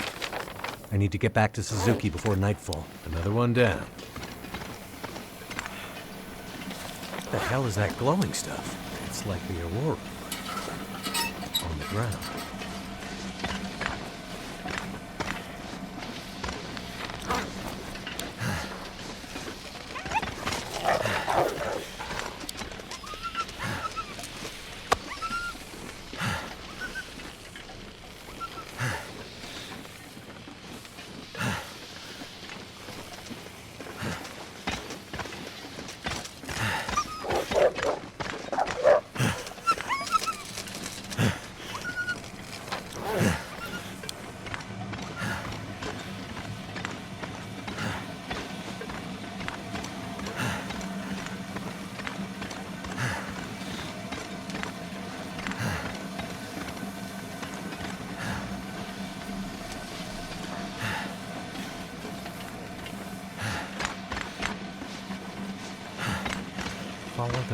pipes. Yeah, they'll show what we got in this crazy place.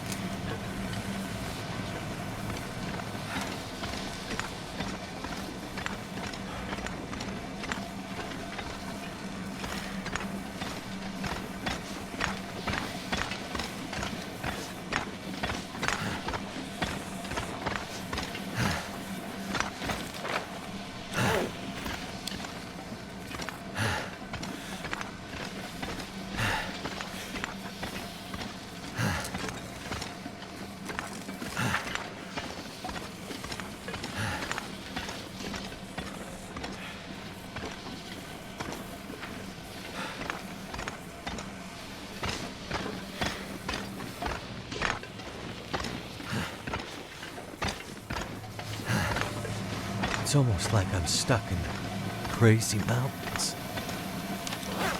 Madness. Like mountains of madness.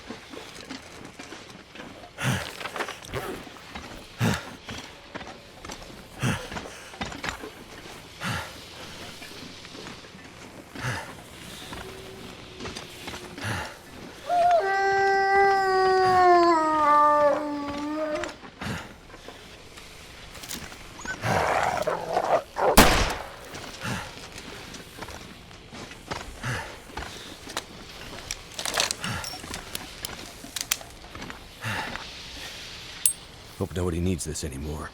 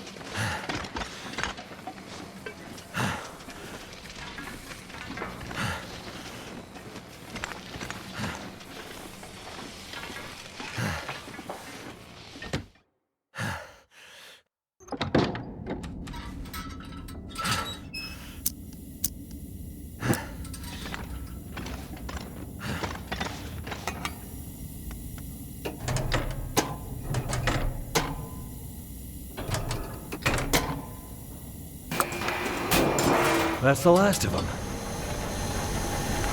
Not this again. Need to find a way out.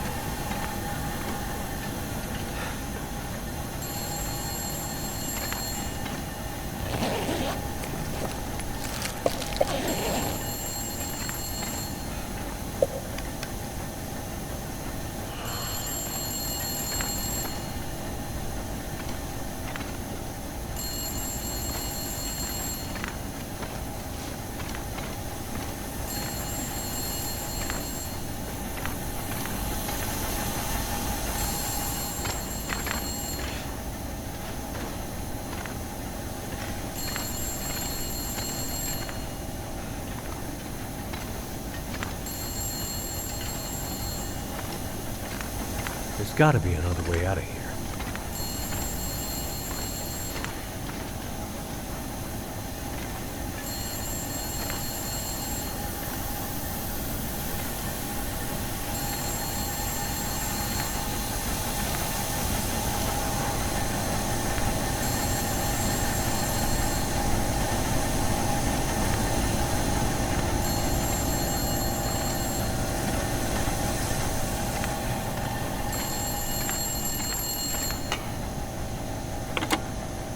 I see 3 green lights on the board, and a bunch of this old gear seems to be powering up.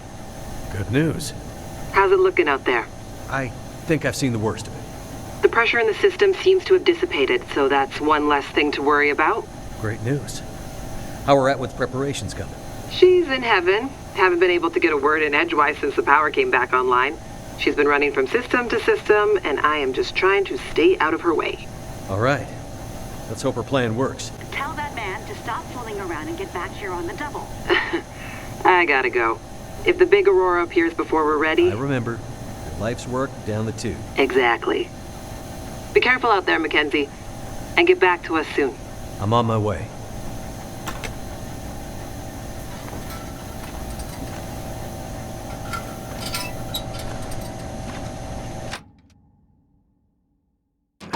It's starting to get dark. Gotta go faster. Good. It worked.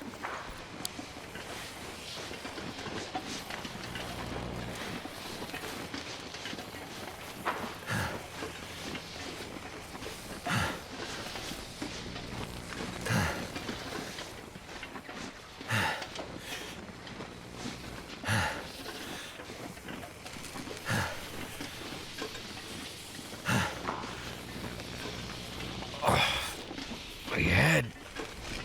It hurts so much.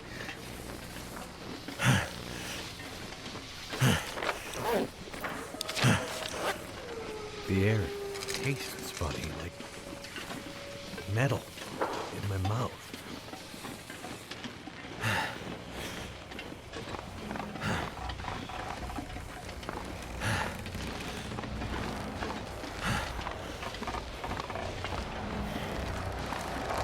Oh, shit.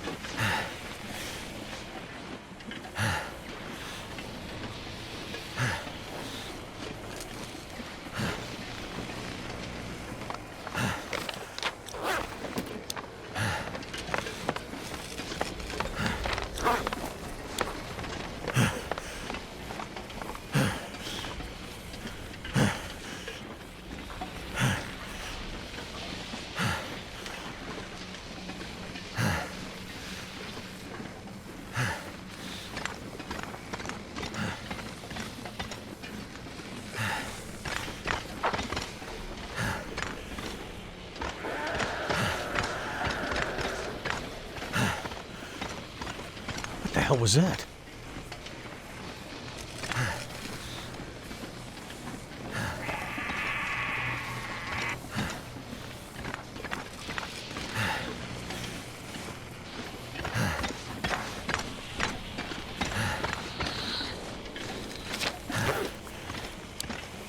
Oh, shit! Is that what I think it is?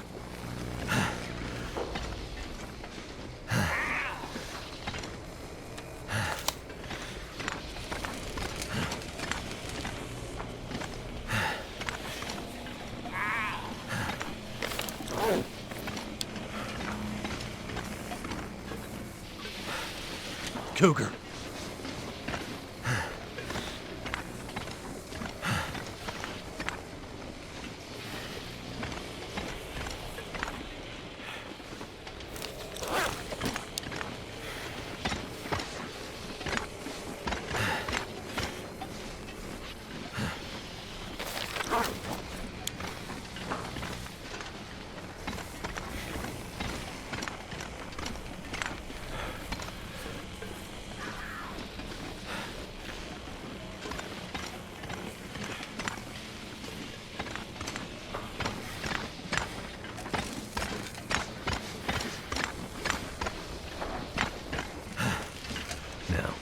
Gotta get back to Suzuki before it's too late.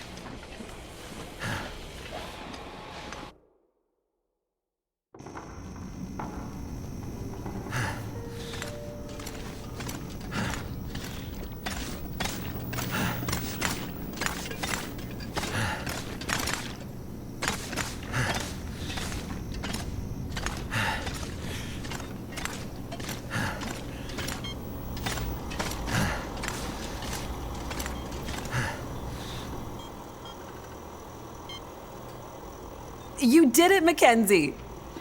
Yes, good work, young man. It was no trouble. Now, do you have everything you need?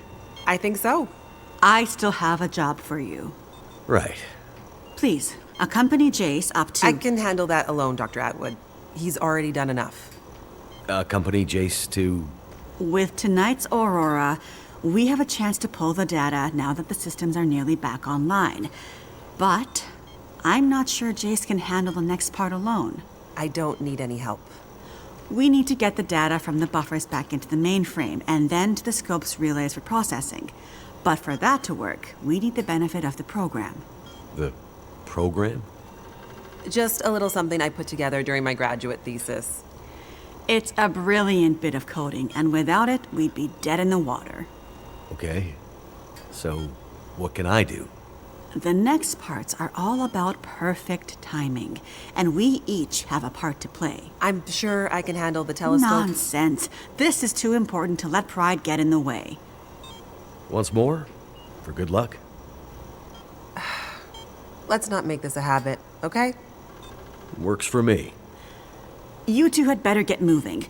We're running out of time.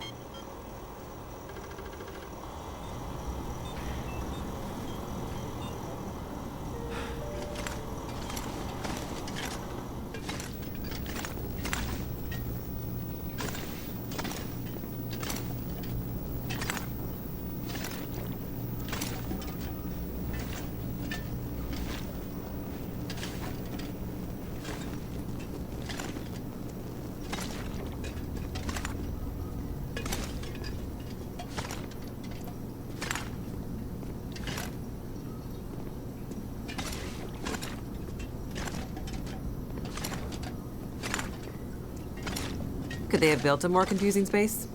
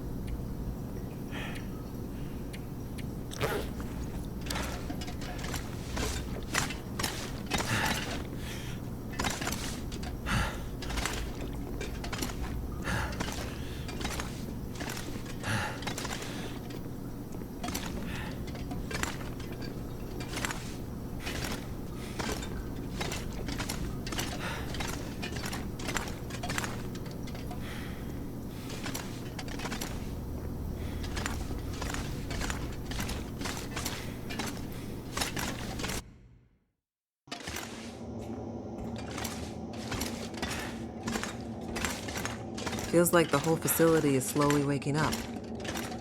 That Aurora is a real mystery. It's almost like magic, really.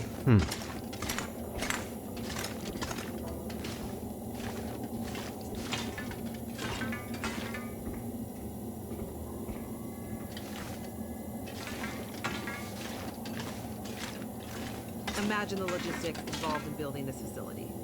Staggering.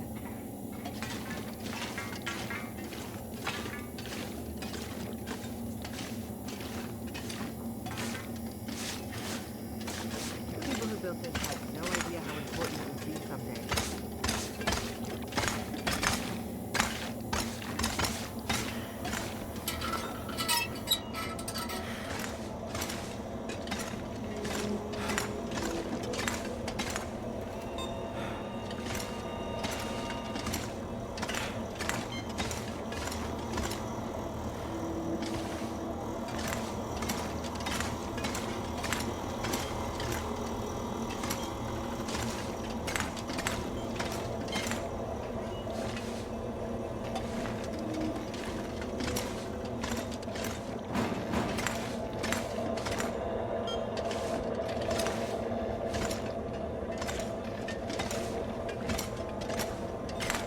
Well, well, there she is, the Suzuki Radio Telescope.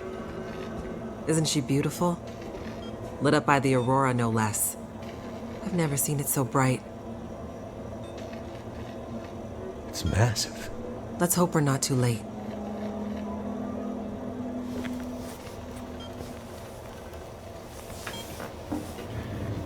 Okay, time to get this party started. There's a fair bit of interference. Keyboard is glitching a bit. Can't be helped, we're way past long shots at this point. Loading the program. Now. Are you in place? I'm seeing some spikes on the sensors at the peak. Shouldn't be long now. What do you need me to do? Okay, this is the tricky part. I'm gonna have to run the program and update the code in real time to modulate for the aberrant magnetic field and... Jace. So I'll be busy focusing on that. Meanwhile, once the telescope grabs a signal, we'll need to follow the source. The new data will help flush the buffers, and the data in the buffers will get pushed to Dr. Atwood's workstation for processing. It's an archaic system, but best I could do with 30-year-old technology. I'm still not clear on what you need me to do. You're a pilot, right? Yep. Know how to adjust your heading to follow a radar beacon? Yeah, I have a pretty good idea. Same principle. Grab the big metal wheels at the base of each leg of the telescope sensor assembly. You'll see a bunch of numbers around the edge. When my program outputs specific bearings, I'll shout them to you. And then you have to find a way to match those bearings as quickly as you can. Sounds easy enough. The timing has to be perfect. Got it. Like, exactly perfect. I hear you loud and clear. Did you say you got here after crashing your plane? Don't start. Get ready. I'm seeing some power spikes. Something big. It's happening.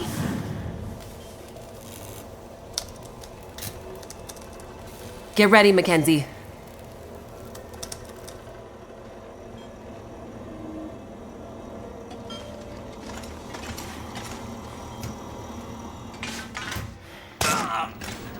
What a mess. Look for the wheel, Mackenzie.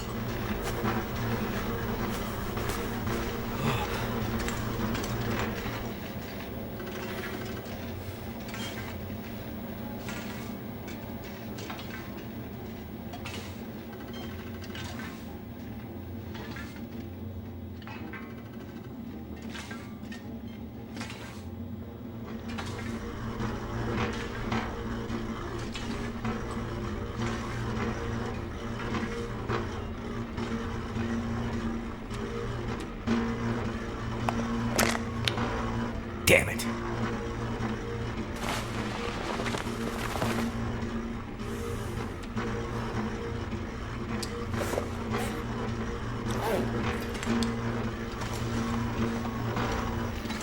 Here we go, 141 degrees.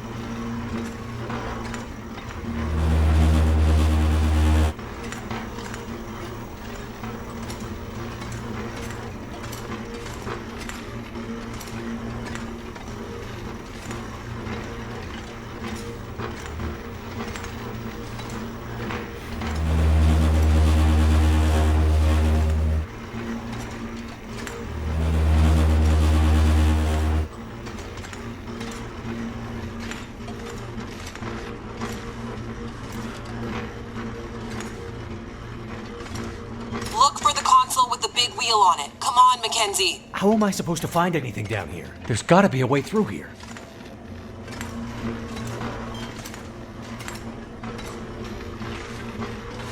The dish is huge. That's it. We're getting close now. Keep going. Okay, 67 degrees.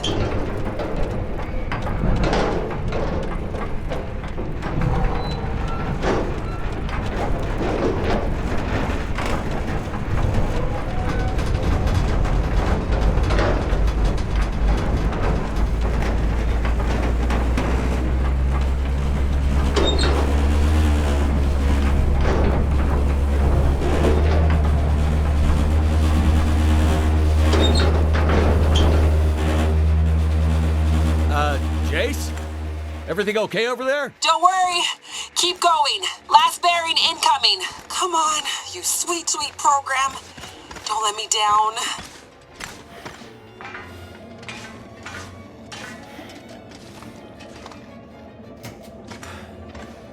"156, Mackenzie. Get to 156 before the whole thing blows."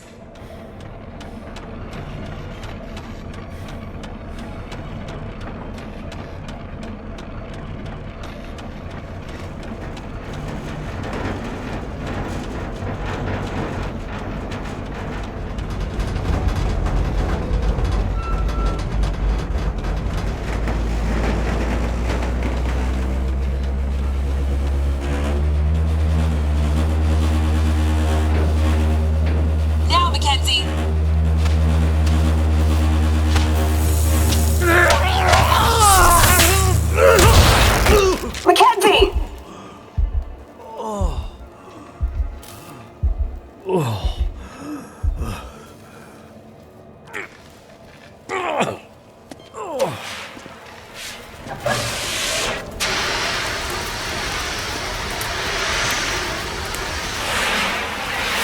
The program? She did the most any program can hope to do. Her job. Now let's hope Dr. Atwood got what she needed. Because this gear is toast.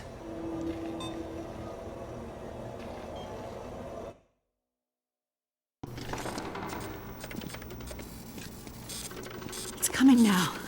All the data just flooding out of the buffers. It worked. God damn it, it worked. Oh, thank goodness. I'd hate to have to restart my PhD. You did brilliant work, my girl. Absolutely brilliant. We just need to keep the data flow, ensure it comes in a continuous flow, uninterrupted. How long before the data is ready for analysis? These are old systems, and it takes a while for them to crunch through the numbers. It'll be hours before we'll... Well, shit. What the hell just happened? It's not the power this time. Geothermal plant's still showing up green on the board. Some kind of overload, or emergency shutdown. What now? Now we do this the old-fashioned way. We start combing through the numbers. I'll get us some light.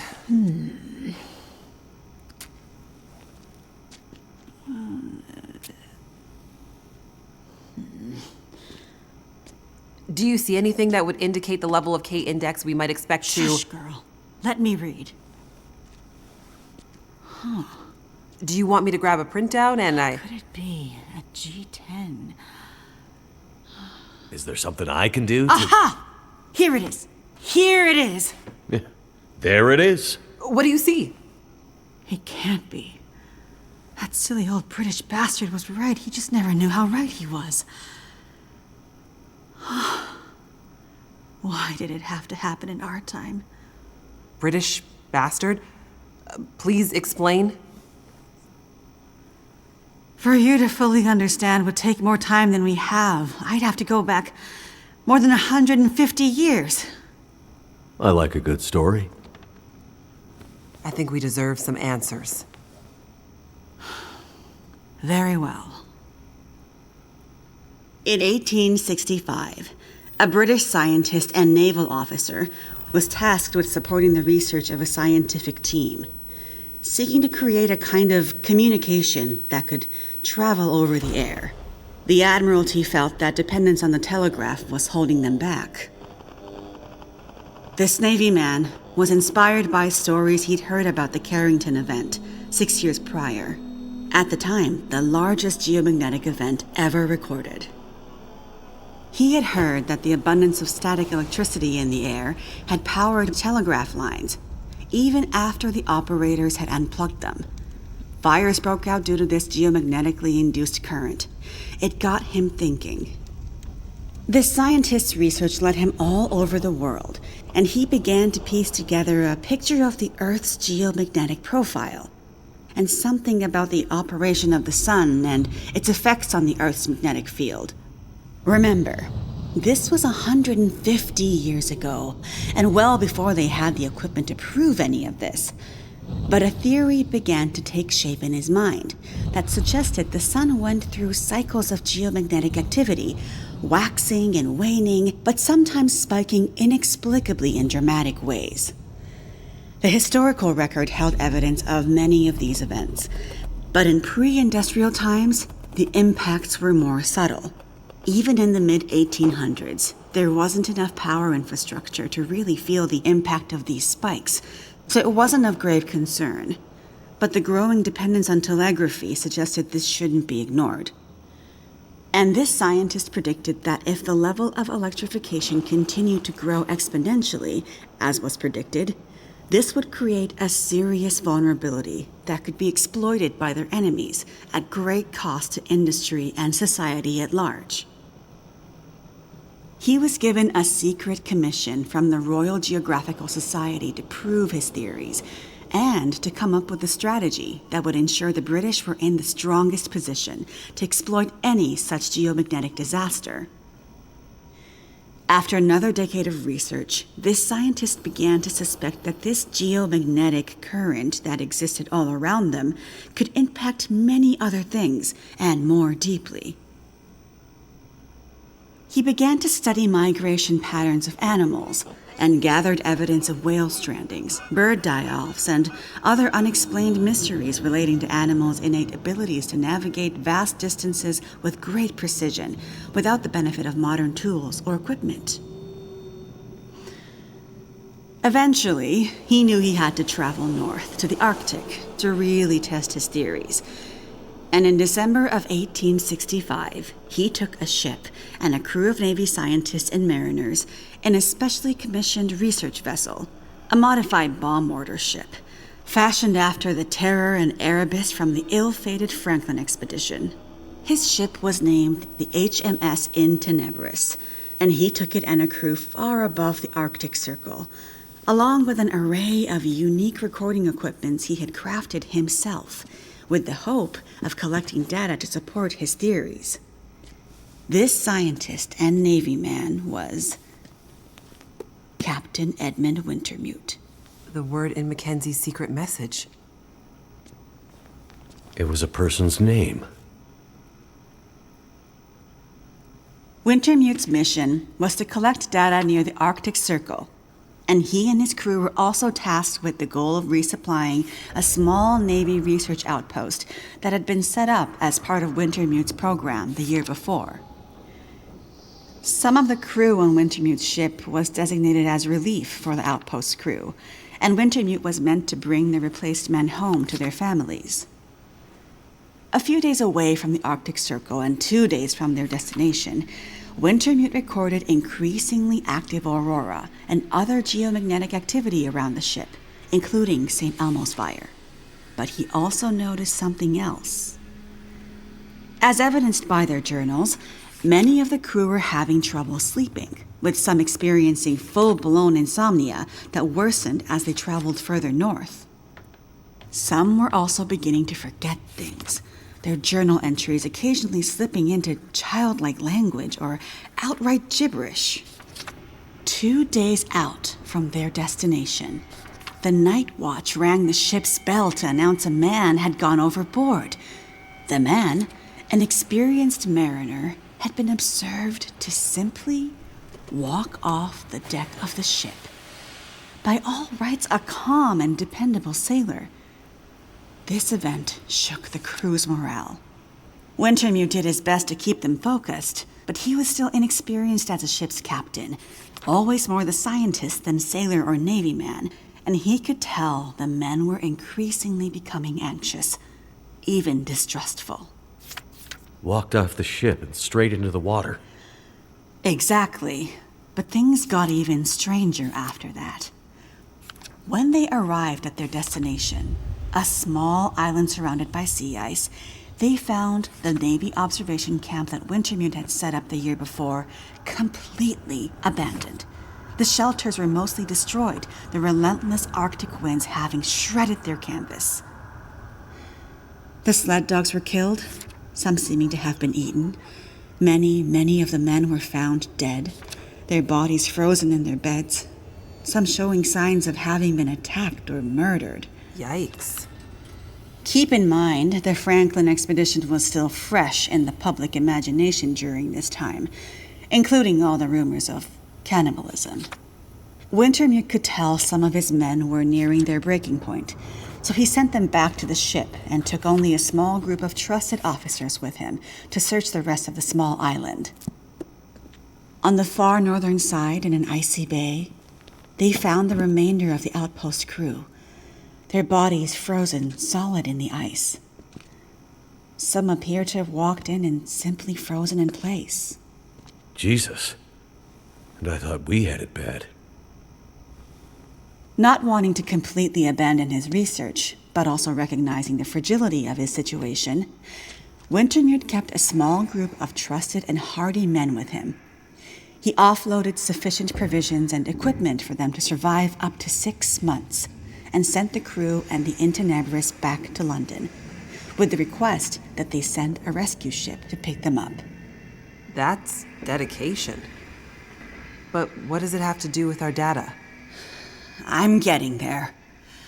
Months later, the relief ship returned to find only Wintermute remained. He had left books of scrawled notes, data he had gathered using his novel devices, sketches and observances of the men he had kept with him, and a detailed diary outlining their slow but progressive decline into a kind of fugue and madness. Wintermute was accused of murdering the men, brought back in shackles, and once back in England, summarily court-martialed and committed to a sanatorium.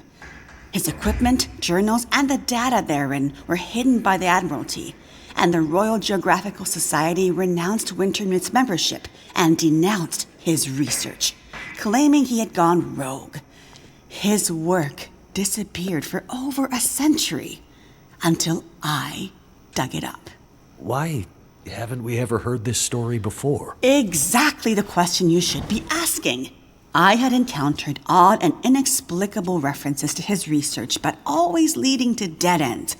I finally managed to get my hands, through no small feat of my own canny research and a dogged determination, I might add, on a few of his earlier papers. It wasn't easy, believe me. A woman, let alone a woman who isn't white, had to work 10 times harder to get access to this material, but I managed to do it.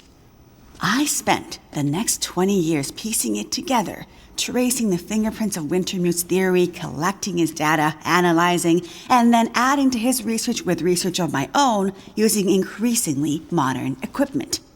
And the more I dug, the more data I collected, the more worried I became.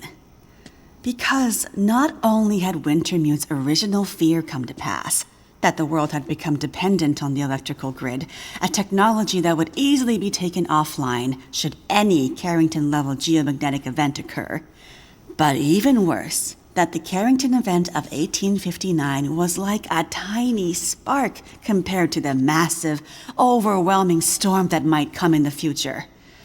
I started to talk to others about this, but of course people thought I was crazy. They ignored me at first, then started to denounce me, and then ostracize me, until I eventually found myself so far on the fringes of accepted science that I was entirely isolated, with nobody to trust, nobody who would believe me. I lost my job, my marriage failed, all my academic credentials were thrown into question. Ah, this explains something about your reputation, Dr. Atwood. Nobody would believe me. Except for John, who you met as Jeremiah, Mr. Mackenzie. He was a young corporal in the Canadian military when I first met him. Handsome, as I recall. It's a long story on top of an already long story, so I won't tell it all here. But the important thing was he was stationed at a radar observation post along the dew line, far north, and started to observe some strange things of his own. He followed the trail, which eventually led him to me. And when we got together, there were sparks, I tell you. To be believed by someone, it was like a drug. We worked to uncover more data, and he kept his eyes and ears open, using his military connections to gather more information carefully. And he moved up the ranks, but always stayed under the radar, putting his career aspirations aside to ensure he could stay close to the facilities we needed access to. But it was never going to last. At one point, he was caught accessing some classified data shared with our NATO allies, and they thought he was spying for the Russians, so they put him in military prison. And we lost touch. Years later, he actually found me here, at the radio telescope. He was a changed man. His fire was gone. They'd somehow broken him. He said he still believed, but he couldn't be part of this journey. And that's the last time I saw him. That was more than 20 years ago. I can't believe he's still alive. And on Great Bear, no less. You can't possibly believe that's some kind of coincidence. Jeremiah being here? What are you suggesting? Isn't it obvious? He stayed here for you, to be close to you, to keep watch. He's been here ever since, close by, in case you might need him. And as soon as he saw the Aurora and what it could do, he knew. He saw the signs. When I met him, he was nearly killed by a bear, and when I left him, he was still not much more than half alive. Otherwise, I'm sure he would have come here himself. But he sent me to warn you. He made me promise. And he knew by then what that promise would mean. He sent you in his place. And it's a good thing he did, because now we have the final piece. This is the answer we've been looking for all these years. Do we finally have it? I think we do, dear. I'm not following. All my research here, and Jace's since she joined me, has been to try to anticipate, to get ahead. Ahead of what? The next big Carrington-level event. The thing Wintermute spent his life also searching for. And others, lesser scientists, industrialists, crackpots, even here on Great Bear. The island's unique geologic strata and northern latitude created a perfect test bed for geomagnetic research. Even a few decades ago, a German industrialist named Rudiger. But that's not important. Dr. Atwood, do we know the terminus? We do, my dear. And when is it coming? Do we have time to prepare? No, dear. It's already too late. It's already started. What does that mean? It means we're in a new geomagnetic normal. What you've seen so far is really just the beginning. Things will get much worse from here on out. But how long will it last? Carrington was over in a few days, weeks at most. Oh, this is much bigger than Carrington. How long, Doctor? I hesitate to say.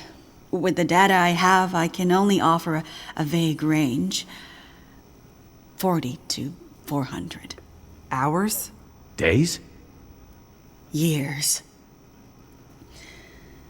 Wintermute tried to warn us 150 years ago, but nobody listened.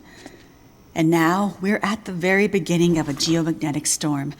A disaster of such proportion we've not seen its like in recorded history. The power grid is down.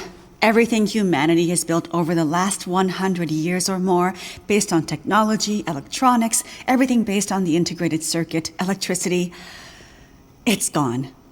It's all gone. Nature is changing, and soon we'll begin to see the impact on people.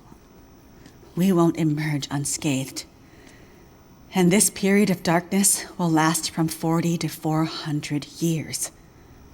A new dark age. The long dark. And what humanity will exist on the other side of it, I cannot even begin to guess. Then I need to warn her. I need to get to Perseverance Mills. You're talking about your ex-wife, the doctor? Astrid will be there. And she needs what's in this hard case. What's in the case? And what kind of doctor? She's a researcher. Insomnia, memory loss, fugue states. I think she stole some experimental meds. She's trying to help a friend. A child that's suffering from some mysterious illness. I'm not sure. Go to her.